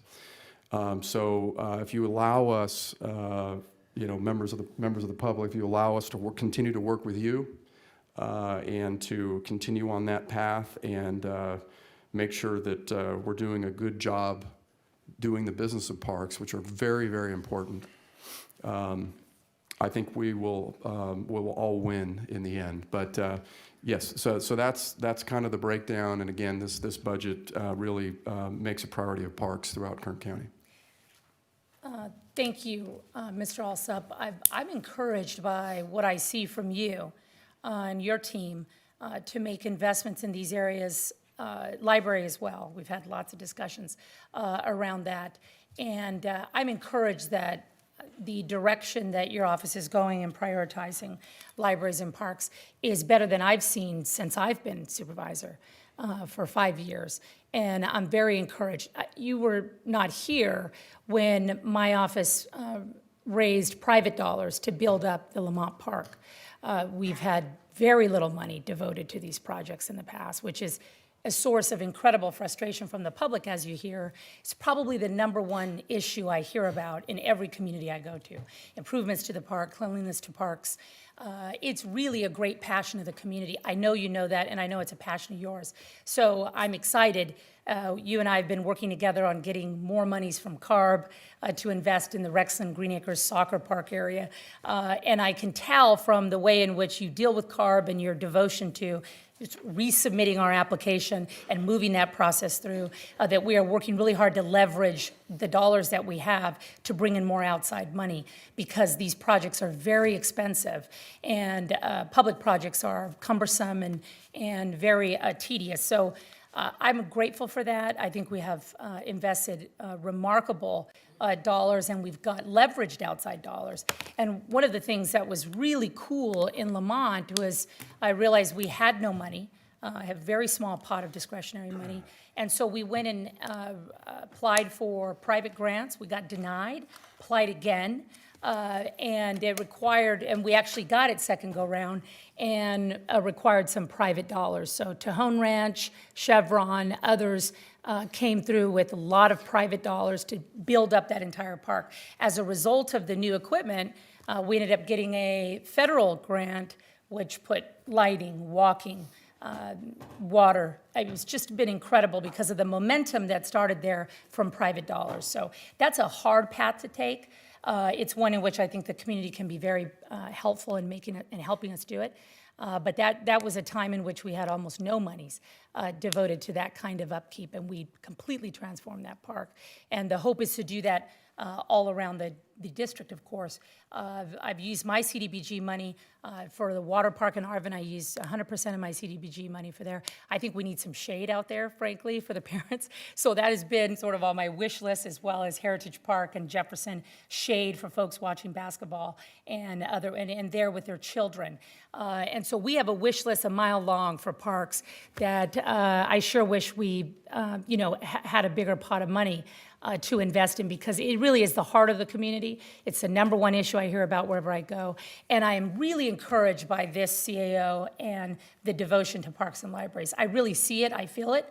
And so those leveraging of relationships, other sources, state and federal, we've seen some successes there, but I really anticipate is going to be a lot more of that. And so our partnership in submitting letters of support, right, leveraging the political relationships that we have will be critical, because the condition of our parks really is a great indicator of the condition of the strength of a community and the ability to come together, drive crime out of parks, right? We know that's an issue that has been a complaint from day one, that certain elements take over parks and then families stay home. So one of the ways we do that is beautify parks, encourage families to come out and drive those elements out. We also, with our CDBG money, out of the 5th District, put in the first ever playground equipment for disabled children through the superintendent of schools, and that's very, very exciting. I just want to reiterate my complete devotion and support for what has been indicated today. The Rexland and Green Acres Group are so incredibly organized and very thoughtful. We have put more money into that area, and we have leveraged state and federal dollars more in that area than anywhere else in my district. So that is the truth in terms of pure dollars. But it's good to be organized. I think the organization of that community has made that a reality. And so you're reaping the benefits of that. And so I look forward to working with you as well to see where we're going to spend this pot that we've never had before. So this is exciting. It's a start. I think if we make that a positive and good thing and leverage state and federal dollars, we'll see more of that occurring. So I am incredibly encouraged by that. And Ryan, I just want to say thank you, really, because I feel like we're moving in a different direction on parks. We've seen it through the Hart Park public hearings. A lot of interest. It is really a county-wide interest in the well-being of parks and libraries, and I really appreciate your perspective there. I'd like to ask Mr. Pope to come forward. There was some question last night about whether or not this county would be willing to devote some monies for a study regarding the Lamont flooding problem that has been with us for a century, and our latest study of a decade ago said you need $50 million, of which we don't have, and so I if you wouldn't mind conveying to the public what we have spent on the study. I'm not sure that everybody knows that we've done that, and sort of if you could quickly just try to help the public understand where we're moving together on that, because it's a matter of great frustration, great challenge, very expensive, is going to involve incredible partnership with farmers, farm workers, and everyone else in the community that are all suffering from this incredible decades-long problem we have. So if you could help, Craig, I'd appreciate that. Certainly. Through the chair to Supervisor Perez, what you've outlined is exactly what we're doing. There is a problem out there at Caliente Creek watershed that leads to Lamont, and whenever there's a big storm out there, water ends up in Lamont. And on Route 184, I think I heard somebody mention 184. That's a state route, but we are even working with them on ownership of that route, and that may lead to some changes out there also. As far as the study, we have hired a study. The county was very gracious and contributed towards a $300,000 study that has been completed. We are evaluating it, and we are starting to look at the next step beyond that.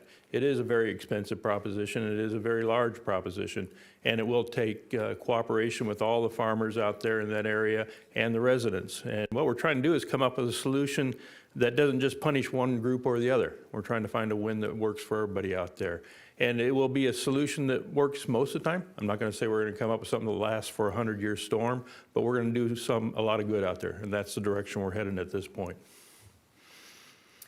Very good. Craig, I appreciate it. The Lamont flooding issues predate you and me, of course, and that they are a remarkable source of frustration, as you know. I know you hear about it more than I do, and we are, I know you're going on 17 News this week to explain to Jim Scott what this study has said, what it looks like, and the requirement really of incredible partnership with the community, because there is no one-shot answer here. This is one of the things I've really accepted over the last couple of years of what seems like should be an easy solution will really require an incredible partnership and a lot of cajoling on the part of landowners to help us fix this problem through 10, 15 different small solutions that are somewhat piecemeal but together can have a cumulative effect that will be extremely beneficial to the workforce, to families, but it is remarkably complex. You've helped me understand a lot of that, but certainly we have to work together to fix that problem. It's huge. It's going to be with us. It is a floodplain.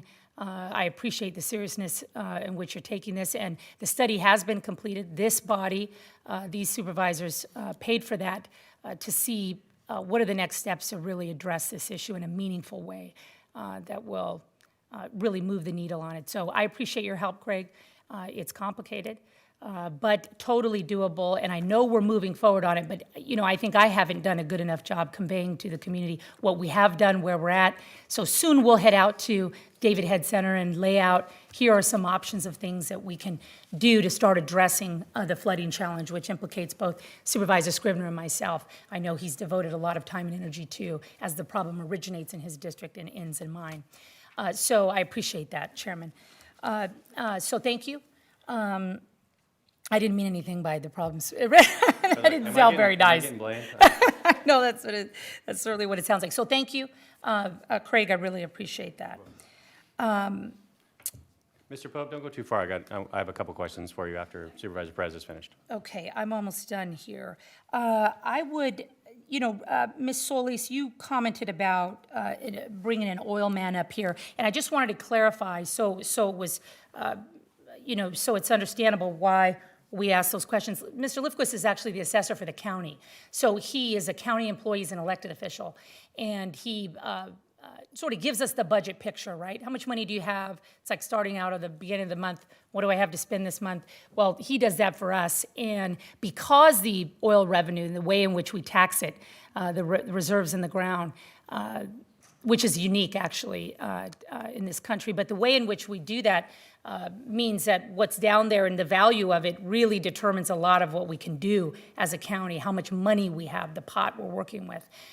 So what he has to say about projections really is all about the economic health and stability. So he's not an oil man, but the oil revenue has been so big for Kern historically. And as you heard from him today, diminishing all the time, and you can see on the graphs, which is a new chapter for Kern County. I mean, we've had some ups and downs, but given the political climate, given what we see emerging out of Sacramento, I think it's pretty reasonable to start to make plans that make us less reliant upon those reserves, because they are becoming less valuable. The political climate is very tricky, and it looks as though we're going to really need to be creative about new revenue sources and also really, really leverage these kind of partnerships for state and federal money, because there's a lot of it out there and we're not always tapping into it in a way that's creative. I've heard a lot of people reference the need for creativity, and I agree with that. There's a lot of opportunity out there that we're not necessarily tapping into because all of our staffs have been cut to the bare minimum to survive these really tough budget times. And what that means is we don't have as many people really seeking out these dollars, which we know are out there. But the improved partnership, as we see, can allow us to really work together in that process. And I really look forward to that because it has worked in the past, and I know that we can do more of it moving forward. So, Ms. Solis, I wanted to just clarify that regarding Mr. Lifquist and your designation of him as an oil man, which I thought was clever. But with that said, I'd also like to ask Mr. Constantine, if you could come forward. I see Ms. Solis here. The chairman has closed the public hearing. I'm going to meet with you after because the public hearing is closed, and so the chairman has closed it.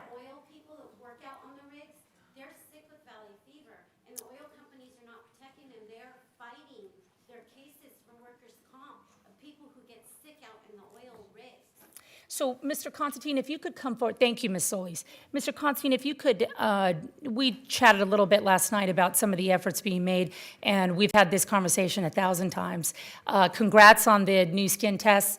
I know that there's some fiscal or financial elements there that we're going to improve, as always. But if you could just give, if you could please give some outline of what we're doing in Valley Fever and your thoughts on what are some real frustrations, as you hear, and some great passion. Sure. Supervisor Perez, through the chair, you are correct. There are no state or federal resources. There's no direction. There's no money that comes. That may change in the future. There's no known funding source for Valley Fever. What we have done internally is reallocated general fund money that's given to public health to fund our efforts to really address awareness. We meet monthly with the Valley Fevers of America Foundation. We have initiated a Valley Fever campaign due to our high numbers over the last 2 years, where we've put up billboards throughout the community. Those are still running today. Valley Fever is the only only disease that has its own website that we maintain, KernCountyValleyFever.com. Of the many, many diseases we track and are concerned about, it is the only one that has its own website. We have a public health bulletin that we send out to all providers, all doctors, telling them about the concerns and what to look for. We've met with the medical society.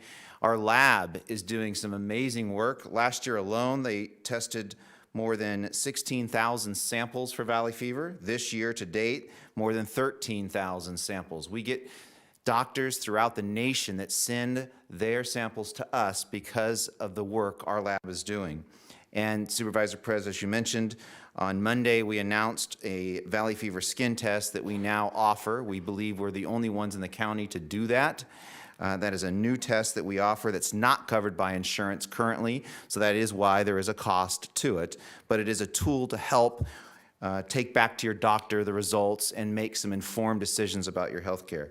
So although there's little help, we believe we've done a lot. There's a lot more to do. Clearly, this is a disease that affects us disproportionately than other places, but there's a lot of work being done, and we're proud of it. Very good. I really appreciate it, Mr. Sure. Constantine, and look forward to the increased partnership. I know Kevin McCarthy has made some efforts, Assemblyman Rudy Salas as well, so I think, frankly, the pushing of people like Ms. Solis is part of what makes that work, and it's a frustrating process, one in which we sometimes yell at each other, or I get yelled at, rather. I will never yell at you. And so, that's part of government. I'm okay with that. And I know that, you're used to being criticized. I am, and it's part of the process when you're in the public arena. So we welcome that, and I think it's part of how we push and get better. So thank you, Mr. Constantine. I really appreciate that. I want to also comment briefly on the statement about training and how we should be investing in our people. And I could not agree more. I am a big fan, a big believer of that. And last night I showed up a few minutes late to the hearing because Romeo Agbalag and I were meeting in my office about some very, very exciting movement that we've been making, Ms. Hitchcock, in worker training, workforce skill set, which I believe is the essence and foundation of a healthy and thriving economy. And we have done a lot of dual enrollment projects. Mr. Turnipseed has been at the helm of really bringing Sonia Christian of BC together. And we have a partnership that we have never had before. And Romeo Agbalag of the Kern Citizens for Sustainable Government is really excited about this piece of the economy that has historically not been very glamorous, right? It's not very exciting to talk about your youth disconnection rate or your, literacy rate. I mean, those are things that people, frankly, are a little uncomfortable about often. Some people are. And so I'm so, so appreciative of Mr. Turnipseed in particular, who's constantly pushing and saying we're not doing enough. Because frankly, we could always be doing more. So I agree with that assessment. But Teresa, Romeo last night was so excited about, their role in really including the private sector and how we train, prepare, encourage, and inspire our workforce to participate in the local economy. We've had massive success at Tejon outlets. systems we've put in place that are replicated now throughout the county, the distribution centers and logistical centers. So I think I need to do a better job of communicating what we're doing, incorporating more people like you into the process. So I accept that. I need to do better at communicating that, but we are doing a lot and more than we've ever done. And of course, more needs to be done. But the more in which we participate together, I think is very promising. And I'll close with this, Chairman, I'll be done in a minute. Liz, appreciate you coming down here and speaking so graciously. I especially appreciate when you give me credit for things. That's very nice of you. So thank you. You put a smile on my face this morning. But really, that really is, to me, the perfect model of working together, leveraging lots of different resources to procure an outcome that nobody could have ever foreseen in Kern County. Our hope, direction, and vision is that, by December of 2020, we become no-kill, which is totally inconceivable and would have been inconceivable, in particular for, my heroes down there who've been doing this for decades, and also my nemesis at the Bakersfield, California, James Berger, who has kept a close eye on this matter for a decade, and I know it's of great concern to him and of many people in this community. It's been something that's brought us together, Liz, and certainly you've yelled at me more than once.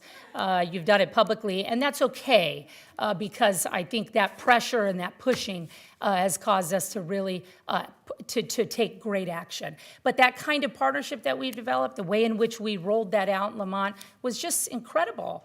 I didn't even think that was possible, and of course couldn't have done it without you guys. So a lot of arguing, a lot of debating, a lot of disagreeing. We still do that.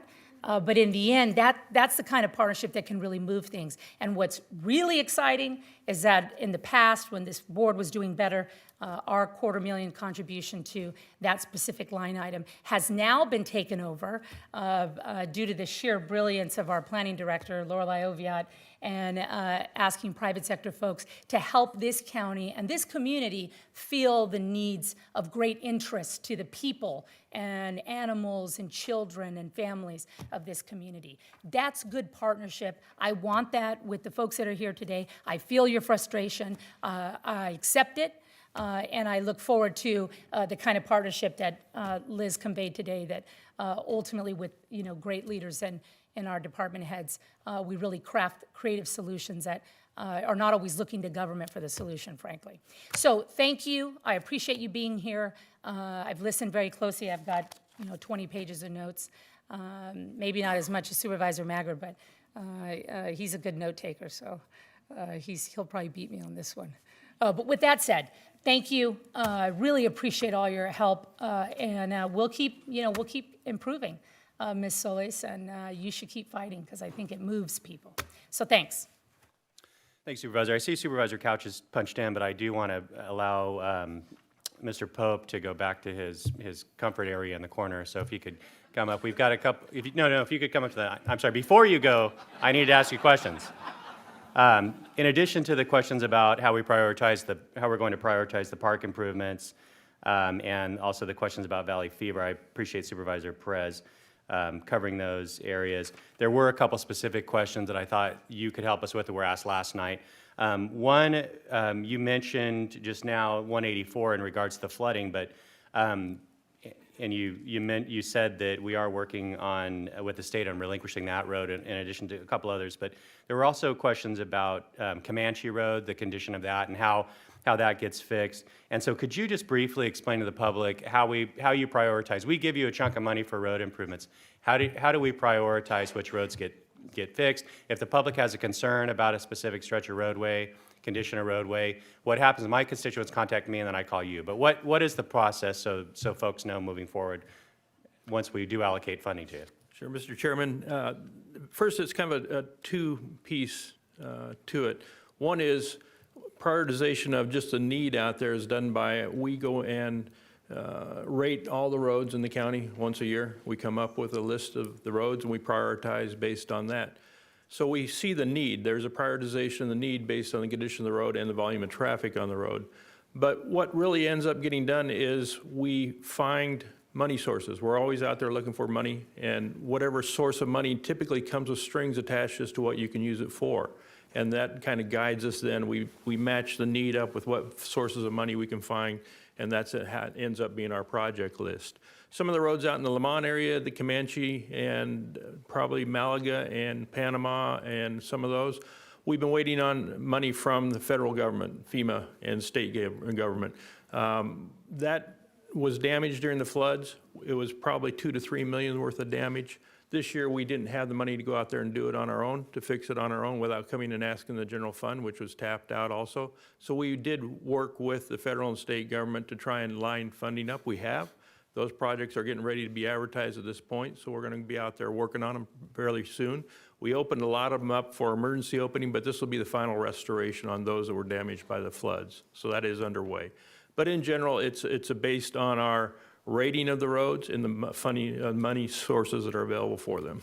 And finally, in regards to road repair, can you tell the public what the wet winter that we just had did as far as impacts to the road? I mean, you mentioned we've lost several years of usable life on the roads because of that impact. What we see when we do the rating is we kind of get a general trend of how we're doing.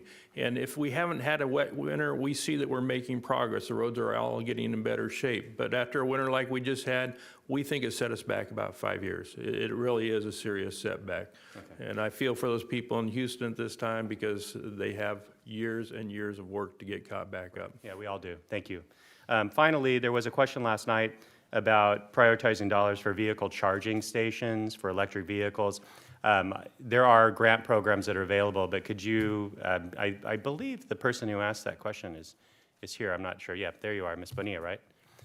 So I wanted to get your question answered. I wanted Mr. Pope to be here to help us with that. I was going to take a shot at it, but I figured we'd better wait for our Public Works Director. So if you could tell, what's the process? We do see them going in throughout the county. We're not directly involved with them, but the Kern COG may be, and we should probably bring any questions or concerns forward to them because they do prioritize different monies like CMAQ funds and stuff like that that could be utilized for such a thing. And Kern COG, if you could describe what that is. Kern COG is a board comprised of two from our county, two board members from our county sitting on the board, a member from every city, and then a couple members at large. They are the ones that allocate the transportation funds that come to this area from the feds and state. So they are a board that oversees the needs, and they listen to the public, and they meet down at on 19th Street at the Kern COG building or in their office once a month, and that's their purpose. Thank you. Appreciate it, Mr. Pope. Thank you. Supervisor Couch. Thank you, Mr. Chairman. Just a couple of quick comments. We heard from two pretty distinct groups last night that really kind of challenged us, and so I was going to say I want to challenge them as well, but I'm not going to do that. I'll just say I want to make them an offer, and really to the community members that feel underserved. If you are in the 4th District, I just say please call our office. I have two outstanding staff members that we, meaning they and I, are always happy to meet with anyone from the community, no matter how they feel about us. If they've got legitimate concerns and they need to be addressed, we do that. And the other group was really our employees. So I want to make that same offer to, although we've met with the several employee groups recently, and we always seem to have a pretty good dialogue that I guess doesn't sort of filter down to obviously all of the employees, because it seems like after those meetings we have a pretty good understanding. I think I understand where they're coming from. I think they understand maybe a little better the position the county's in and some details that I think everyone knows, but maybe we haven't done a good enough job of expressing them often enough. So the same offer goes to the employee groups if they that probably feel maybe not underserved but underappreciated. If they have any issues that they want to talk with our office about, we're open to doing that. Caliente Creek got some discussion today. Pozo Creek also has a very similar problem. So I know there's an issue with Caliente Creek in districts 2 and 5, but Pozo in districts 1 and 4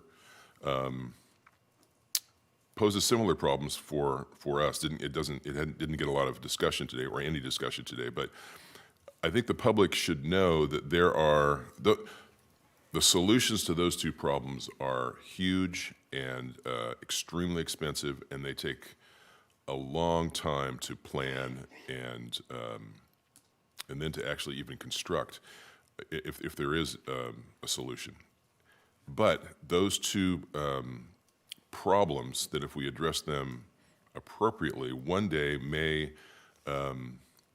provide sources of groundwater, or we may be capturing runoff that we might not be capturing today, and that's a good thing for our agriculture community, and a good thing for our economy in general. I want to take a little step back and say, and this is kind of the last comment, I'm not going to get into all the details of which roads and which parks. We'll hash that out. But there are some pretty good things in this budget that we wouldn't be able to do if it was not for the good work of our department heads and our CAO staff, the budget team especially, but also the previous CAO departments and their budget teams and previous department heads, and specifically two supervisors, Supervisors Maggard and Scribner. In the past, there were reserves set aside, recommended by CAO department and CAO staff, budget team, and these two supervisors, I'm sure, were pushed hard to do something else with that money, whether it was raises, whether it was hiring, whether it was, who knows what the pressures were at that time. But the way we are working our way out of the budget problem that we had is not only, and this I think gets lost sometimes, not only is it budget cuts over a 4-year period, it is also the use of reserves that were wisely set aside in the past. And so I want to thank Supervisor Scribner and Maggard and the previous budget teams for wisely doing that, because I don't think we'd be talking about anything for parks today if that wasn't done. We wouldn't be talking about lots of the good things that, it's a tough budget, but there are some projects and some bright spots in the budget, and I don't think we'd be doing that today if that effort wasn't done in the past. And I'm sure people took some heat for those decisions, but I think that needed to be recognized and thanked, and they need to be thanked. Those are the only comments I have. I would like to make a motion to adopt the staff's recommendation as outlined in item 101. Thank you, Mr. Chairman. Supervisor Couch, I appreciate that, and thank you for the acknowledgement. We did have pressures, but I listen to Nancy when it comes to, and it served me well. But I appreciate that, thank you. But right now we are considering the consent items 7 through 100, and then we'll go to 101. And so if you would like to make a motion to approve the consent agenda, items 7 through 100, I think that's the appropriate step for us to take. So moved. Thank you. Second. You have a motion and a second. Please cast your votes. The motion is approved. All ayes. Thank you. And now we'll go to item 101, closing actions and budget adoption. So I'll turn to Mr. Alsop, please. Nancy Lawson will handle that. Okay, thank you. Mr. Chair, members of the board, to adopt the budgets for the County of Kern, it is recommended that your board do the following. Close the public hearing and adopt the resolution approving the fiscal year 2017-18 budgets for the County of Kern and reaffirming the continuation of declaration of fiscal emergency. Adopt the resolution approving the fiscal year 2017-18 Employers Training Resource and Community Development Program grant programs. And finally, adopt the resolution amending the salary ordinance as found on Appendix B, Summary of Position Additions and Deletions, and refer to the Human Resources Division to amend the departmental positions and salary schedule. These recommendations may be approved by your board in one action by moving on staff's recommendation. Thank you, Ms. Lawson. I do have a couple of closing comments as well. First of all, there was a chart that Mr. Alsop had presented us, and it was the chart that showed our salary growth over the past 8 years, comparing that to CPI, cost of living. And I think that's an important number for us to look at, because there has been a disparity, and that disparity between the increase in the cost of living and the increase in our employees' salaries. I know this board knows, I know staff knows, and the point of that chart was to show that we know that we have not been keeping up with that, and that's a source of frustration for us.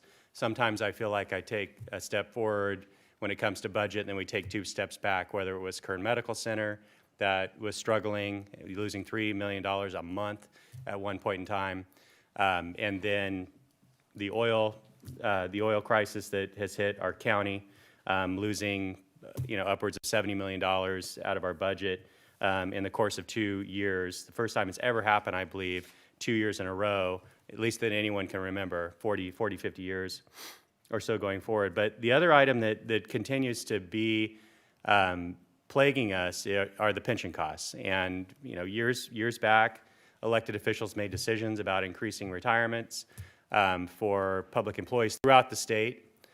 Stock market bubble burst, promises, thus far, those promises that were made, we've been struggling to keep. And it's, the pension costs are like a cancer that keeps growing, and it's eating away at our other funding sources, just like a cancer would eat at healthy tissue.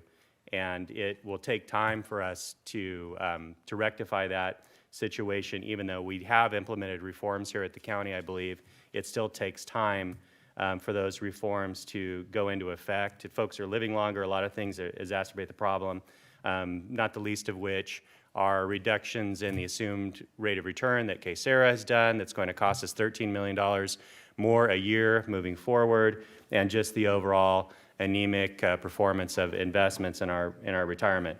But as Supervisor Couch said, there are some good things in this budget. One is thanks to our department heads and our employees that saved money, didn't fill positions, and by not filling positions, everybody else has to work harder. We know that. That carry forward balance, in addition to the uptick in property tax, has allowed us to use $12 million less in reserves this year that we were projected to this time last year. And that helps us to buttress against the unknown, because we don't know what the next fiscal problem to hit the county may be, and so we always have to save that money, as Supervisor Couch so graciously thanked Supervisor Magrid and I, in addition to our budget staff. And as I said, it was the recommendation of the former CAO and Ms. Lawson's team to make sure that we were putting money away in savings and reserve designations to plan for pension cost increases and whatever it was. And so that, when oil was $100 a barrel, we didn't go on a spending spree. We saved that money. And because of that, we've been able to weather this a heck of a lot better than we would have. And so I want to thank all the departments and all the employees for continuing to stay the course. I think our strategy is working. We've seen it work, but it isn't without pain. You can't lose $70 million out of your budget, out of your general fund and your fire fund, and not feel the impacts. And we are, but I think that we've done our best to try to mitigate those impacts to the public. And so I want to thank everybody, not just our budget team, not just this board, but everybody down to the last rank and file employee that has had to deal with those pressures. And I greatly appreciate it. So do we have any other comments from members of the board? Okay, seeing none then. We have a staff recommendation on item 101. So do we have a motion to approve? So moved. We have a motion. Do we have a second?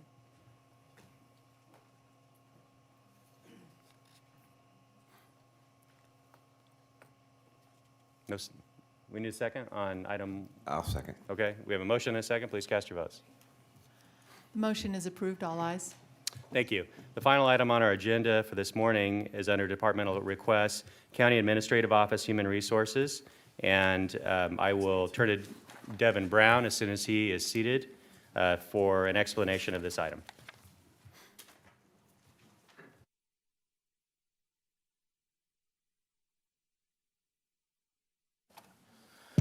Good morning, Mr. Chairman, members of the board. The item before you is a consideration of the last, best, and final offer from the county regarding the proposed use of sheriff's aides within detention facilities in Kern County, and the proposed addition of 48 sheriff's aides within the Sheriff's Office Budget Unit 2210. Just a little background and history, because this has been a process underway for many months with our labor association, Kern County Detention Officers Association, the Sheriff's Office, and the County Administrative Office. In January, in preparation for this year's budget, which you just adopted, the Sheriff's Office was faced with figuring out a plan for meeting a 3.5% reduction in net county costs. Part of their plan to avoid additional service disruptions, reduction of positions, and layoffs was to creatively go back to a plan to use sheriff's aides, which are civilian employees, within detention facility assignments that are not involved with regular inmate contact. The Sheriff's Office and the Sheriff, Donnie Youngblood, and his staff put together a plan to move forward with transitioning bargaining unit work from sworn personnel, both in Kern Law Enforcement Association and Kern County Detention Officer Association classifications, to civilian sheriff's aides that are represented by the SEIU 521. The plan was to move 59 total positions, resulting in a proposed net savings of approximately $3 million, not only in the reduction of extra personnel costs, but also overtime that will be minimized due to this change.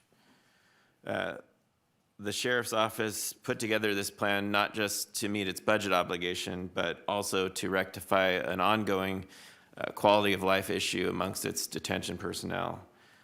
They've been under a mandatory overtime system for several years, and I can tell you personally that every time I meet with them, it is a subject of enormous discussion between the employees representing that association and our staff in the Sheriff's Office, and is a significant issue that they're facing, because they're mandated to sometimes work 16-hour days, several days a week, away from their families and loved ones, because of the shortage in staffing in those facilities. So the Sheriff's Office met with Kern County Detention Officers Association and Kern Law Enforcement Association over the course of the first few months of this year to negotiate this transition of bargaining unit work. We were successful in reaching agreement with Kern Law Enforcement Association this past June with the transition of their affected bargaining unit positions, and have implemented those changes already. We were unsuccessful in reaching agreement with Kern County Detention Officers Association and reached an impasse in March of this year. Your board declared an impasse in the negotiations on March 14th at your board meeting, and submitted the matter to mediation. The parties did have a neutral mediator come in and attempt to mediate a settlement between the parties on this particular issue. But we were unsuccessful after 2 full day-long meetings to reach an agreement. Along with mediation, the state law regarding labor relations, known as the Myers-Milius-Brown Act, allows employee associations to request what's called advisory fact-finding. Fact-finding is involves a neutral arbitrator and 2 panel members, one from each side of the dispute. The parties held that panel hearing on August 1st, 2017, here at the County Administrative Office to hear all of the issues related to the disagreement between the association and the county and the Sheriff's Office on this particular issue. The neutral party member and the panel attempted to effectuate a settlement between the parties, but again was unsuccessful. Attached to this board letter is the panel's members' recommendation for settlement and 2 letters accompanying that recommendation, one from each of the other panel members. The neutral arbitrator agreed that the sheriff's office should be able to move forward with the transition of bargaining unit work, which would add 48 positions, sheriff's aide positions, to the budget unit and reallocate 48 detention deputies to non-control room assignments. She also recommended that the parties continue to discuss safety issues, which are a major concern of the association, and training of those sheriff's aide staffs. And her final recommendation was that the parties agree that the county will not lay off any detention deputy employees while the county still maintains sheriff's aides. Because of the restriction that this could place on us for an unlimited amount of time, the county panel member dissented on that final loan recommendation, but agreed to the other recommendations. Because the parties did not resolve this through fact-finding and mediation, your board faced with considering the county's last, best, and final offer on this particular issue. The law requires a 10-day waiting period after the fact-finding report is submitted to the parties. However, KCDOA in this case has waived that confidentiality period, allowing this matter to come before your board today. The county, despite its efforts to reach a settlement, is still recommending that your board move forward with the sheriff's plan to transition the bargaining unit work from these positions to civilian sheriff's aides. And to add 48 positions, sheriff's aide positions, to its budget unit, effective immediately. Therefore, it is our recommendation at this point in time that you open a public hearing as required by law regarding the impasse and close the public hearing after receiving any comment and implement the county's last, best, and final offer, including the addition of 48 sheriff's aides to budget unit 2210, and refer any necessary position and salary schedule changes to the Human Resources Division. The sheriff's office, including the sheriff, is here if you have any questions related to their reasoning for bringing forward this proposal, and I'm certainly available to answer any questions that you may have. Thank you, Mr. Brown. At this time, I'll open the public hearing, and I'll ask if there are any members of the public that would like to make comment. Please come forward.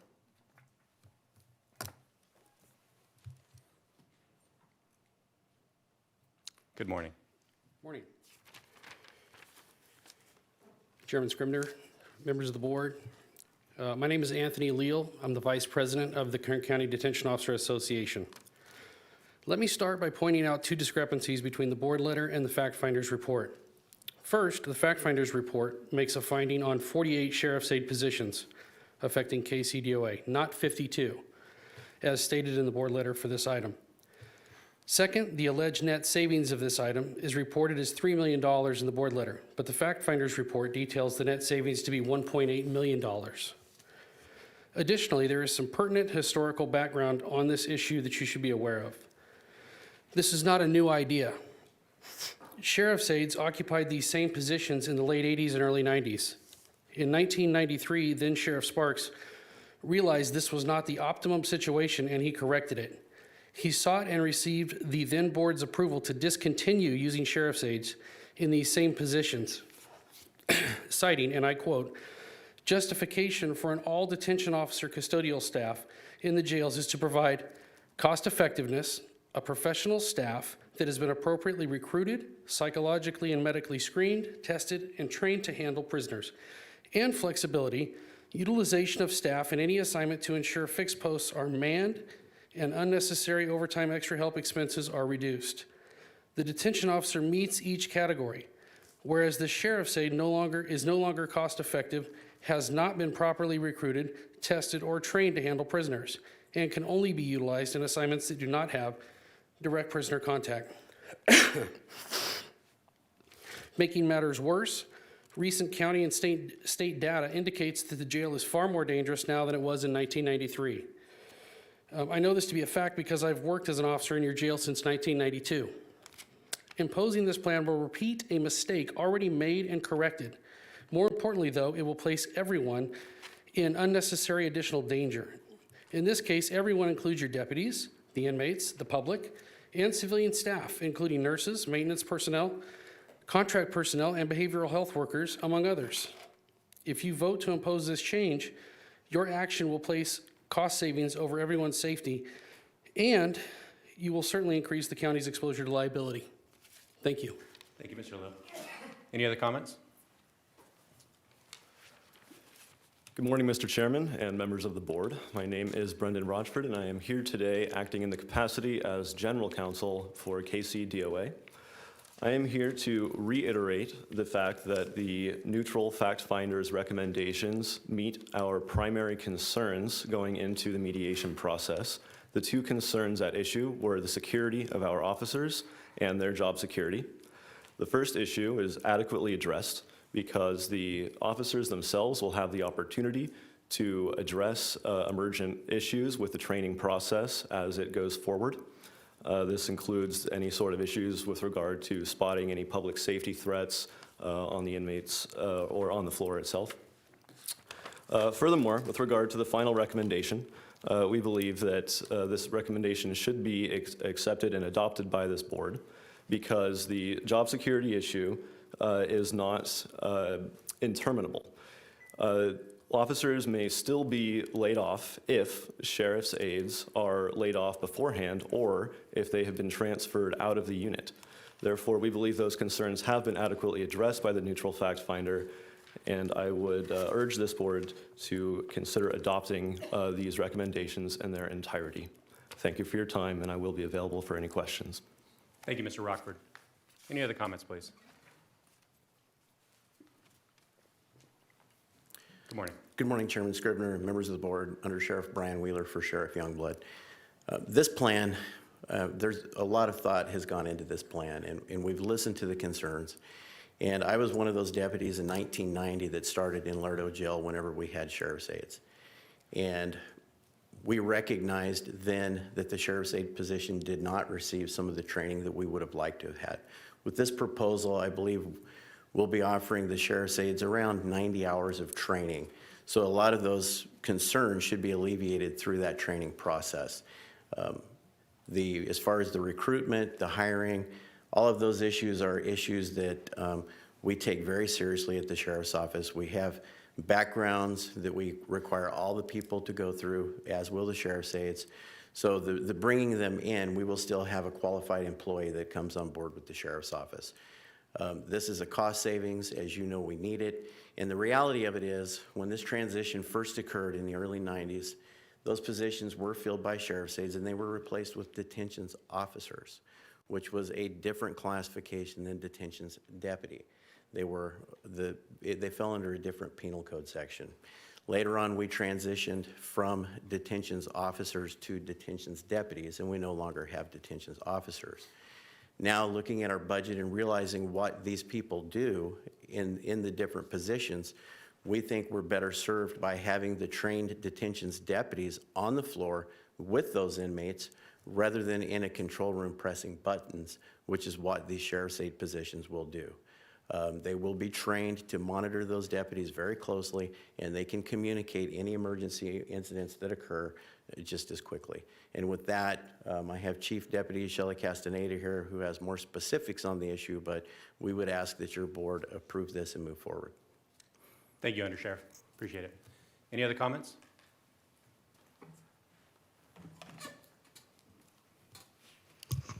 Good morning again. My name is Maika Tapia, and I just want to ask a question. Is the sheriff's aide's position is to help the ICE detention center? Is anybody can help with that question? Okay, please have a seat and we'll ask the Sheriff's Department to respond to that. Mr. Wheeler, please. Chairman Scribner and members of the board, we do not house ICE prisoners necessarily as that. We do have federal prisoners, but they're generally marshal inmates. I think the big issue in the media has been whether or not we cooperate with ICE or not, which we certainly do, but sheriff's aides and all of our employees in the jail are not necessarily part of any particular ICE contingent. Thank you. Any other comments, please?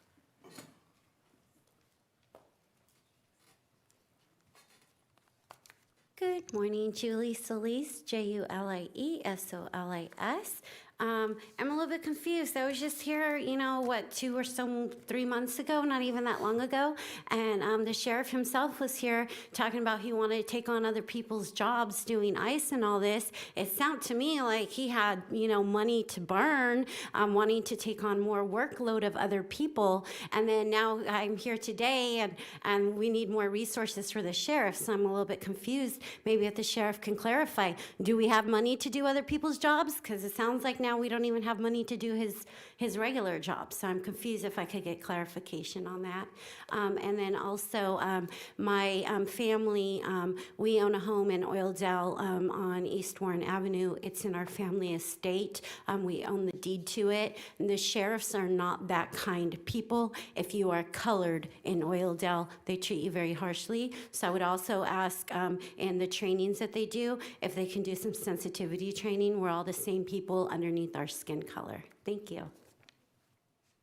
Any other comments? Okay, seeing none, I'll return to the board. I have a question. Supervisor Perez. Thank you. Sergeant Willer, can you address the question that was just raised? Did I say your name right? You just demoted me. Pretty significantly. Well, be careful then. It could happen again. I'm sorry. What's the appropriate title? Undersheriff. Undersheriff, please forgive me. Long morning. Undersheriff, can you please address some of the questions regarding resources at the local level, collaboration, relationship with ICE? I think it would be helpful. A lot of information out there. Some of it's accurate, some of it's not. So could you clarify, please? Absolutely. Supervisor Perez, through the chair. The sheriff's office does not do immigration, period. All we participate in is allowing ICE access to our inmate files and our computer systems so that they can come in and see if we have a criminal, illegal immigrant in custody that they then can ask us to advise them when we're going to release them from our jail so that that person does not return to the community and ICE has the opportunity to pick them up. We do not hold them. If ICE doesn't show up, we release that person just like they would be released. But we don't go out and do immigration. So what kind of resources would you say the Sheriff Department is devoting to collaboration or immigration efforts? Very insignificant. It's allowing them access to our facilities and our records.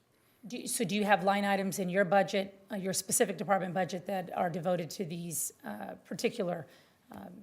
this particular collaboration? Not that I'm aware of. Okay. Okay, that's helpful. Undersheriff. Thank you.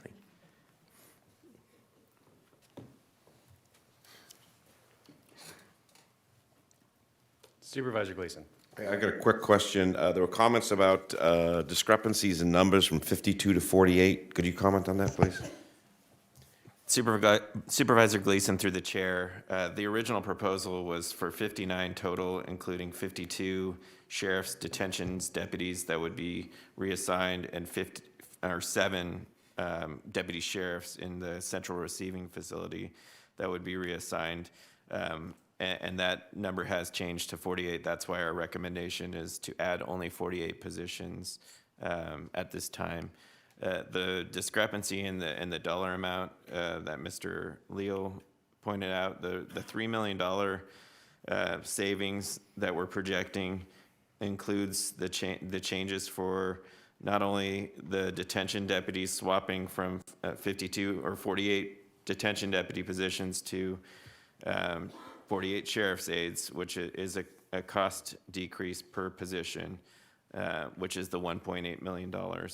But also the change from deputy sheriff positions to sheriff's aides as well, and then also the overtime savings that will be accumulated through moving these bodies into vacancies that are currently being filled by mandatory overtime in the sheriff's office budget.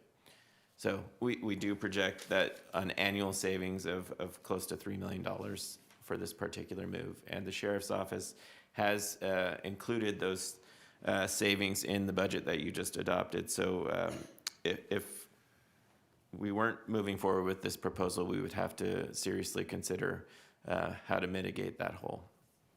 Thanks, sir. Thanks, Chairman. Supervisor Perez. Thank you. Thank you for the information, the clarification. Why does the association have such a big misimpression? How has that happened? Do you know?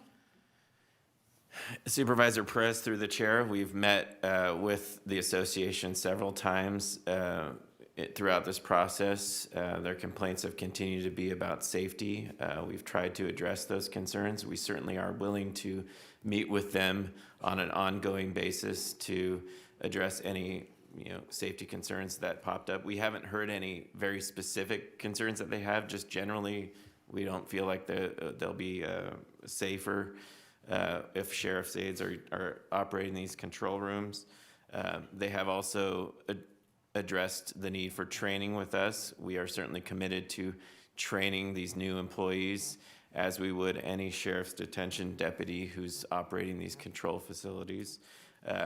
We are trying to work with them on a program where their staff will train the sheriff's aides so that there's insurance that these new employees are getting the proper training, but we're still negotiating that particular aspect of this plan because they've not been agreeable to training sheriff's aides themselves. So I can't tell you what's in their minds and what's in their hearts. All I can tell you is we've tried to meet and discuss those issues several times, and we just haven't been able to resolve that. So regarding the opening statement by the representative of the association, that two matters of what should be, pieces of factual information are inadequate or inaccurate, rather. So is that something that you guys can communicate with each other? If you have that kind of discrepancy, is there a line of communication where, this gentleman says it's 48, not 52, or the savings are 1.8, not 3? Because that seems to be something that we should be on the same page about. So I'm just a little bit confused about how that happens in terms of the communication. Supervisor Perez, through the chair, Mr. Leal contacts me a number of times for a number of different issues, and I reach out to him as soon as I can to respond to him. In this particular matter, I haven't received any communication regarding this letter and the information received in that. But I believe I did clarify that in response to Supervisor Gleason's questions. The answer is that they're moving forward with 48 positions, and the savings is reflective of more than just the $1.8 million that was discussed at the fact-finding hearing. Okay.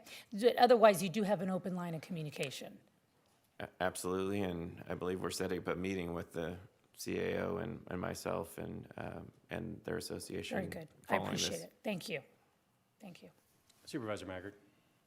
Thank you, Mr. Chairman. With your indulgence, I'd like to ask Mr. Leal to come forward and let's hear what this difference of opinion is. Certainly. Misunderstanding. Thank you, Mr. Chairman. Thank you, Mr. Leal, for coming back up. Thank you, Supervisor Maggard, for the opportunity. Essentially, and Mr. Brown has heard this, this is a safety issue. It comes down to our officers work in those units, and they have traditionally rotated with the control officer on each half of their shift. So they'll work in the control room for one half, they'll work on the floor for the other half. They're very familiar with what's going on inside those units, but more importantly, because those people work in those units, they are very well aware of what's going on, and they have the training to identify certain issues or head off particular issues like riots or disturbances. That the sheriff's aides will not receive that same training. They will not have the same knowledge and experience to properly identify those things that the detention deputies have. Thank you for that clarification. So I just want to make sure we understand why you see this differently than the CAO's office sees it. Are you disputing the number being 48 versus 52? Or are you just disputing, are you moreover disputing I don't the think that- policy that one is equal in its level of service to the other? I find it interesting that after all of the deliberations that we've gone through, that the number is 59 sheriff's aides or 55 sheriff's aides or 3 million or 1.8 million, because it's reported differently on the documents that are before you. So that's for you to sort out. I'm making you aware of that. But I want to make sure I understand. Your overarching concern is that the level of oversight by the recommended staff will not be the same as it is today. Essentially, since realignment in 2011, we supervise state inmates. That's the reality. The people that would have gone to state prison are now in the county jail. In the state prison, you do not have custody assistants, sheriff's aides, monitoring their control rooms. You have an officer with weaponry. We don't. And you're proposing to put civilians over our staff. It's just not acceptable to us. Very good. Thank you, Mr. Little. I appreciate that. Again, with the chair's indulgence, may I ask Under Sheriff Wheeler to come forward for just a moment? Good morning, Under Sheriff. Supervisor Maggard. Could you explain your perspective and why you believe that it is safe, so that we can have a clear distinction between Mr. Leal's and his organization's concern and your assurance to the contrary? Absolutely. As he spoke about, the state prisons are run differently than county jails. Yes, our inmates are more sophisticated now than they have been. However, the training to recognize when inmates are grouping or doing those things can be taught to all the personnel. That also comes from the floor officers who are on the floor that are alerting the person in the control room. Throughout the state of California, a different title of a sheriff's aide, custody assistant, a lot of different titles for non-inmate contact positions are used as a cost savings. When I started in the jail, as I talked about in 1990, our jail was significantly more crowded than it is right now. And we had sheriff's aides. We didn't swap through the middle of the shift with the sheriff's aide. We did our entire shift on the floor with the inmates. We had inmates housed on bunks in day rooms where they weren't even behind closed doors. And I didn't walk in that unit and worry about, well, I only have a sheriff's aide upstairs. I was comfortable with that situation, as I think our detention staff will be moving forward. We've had just as many issues having detentions deputies in control rooms as we have other classifications throughout the history of us running the jail. It's not been one-sided to the other. So we think that in order to work with the county on this budget, that this is a change that we need to make. It's a savings, and we have committed to ensuring that the sheriff's aides we bring on are trained. Thank you, Under Sheriff. I appreciate your perspective on that. I wanted, so you can have a seat, please, at least as far as my questions go. I want to say that I don't take for granted the risk and the stress and the difficulty of the job of those who work in our jail. And I don't take for granted the perspective that the Under Sheriff and the Sheriff has on how to run it. I am bothered by I don't think it's naivete, but sometimes the cavalier disregard that some in the public have for the importance of making sure that there are criminals that need to be managed and not allowed to be on our streets. And I want to thank the detention officers and the Sheriff's Department for helping us do that.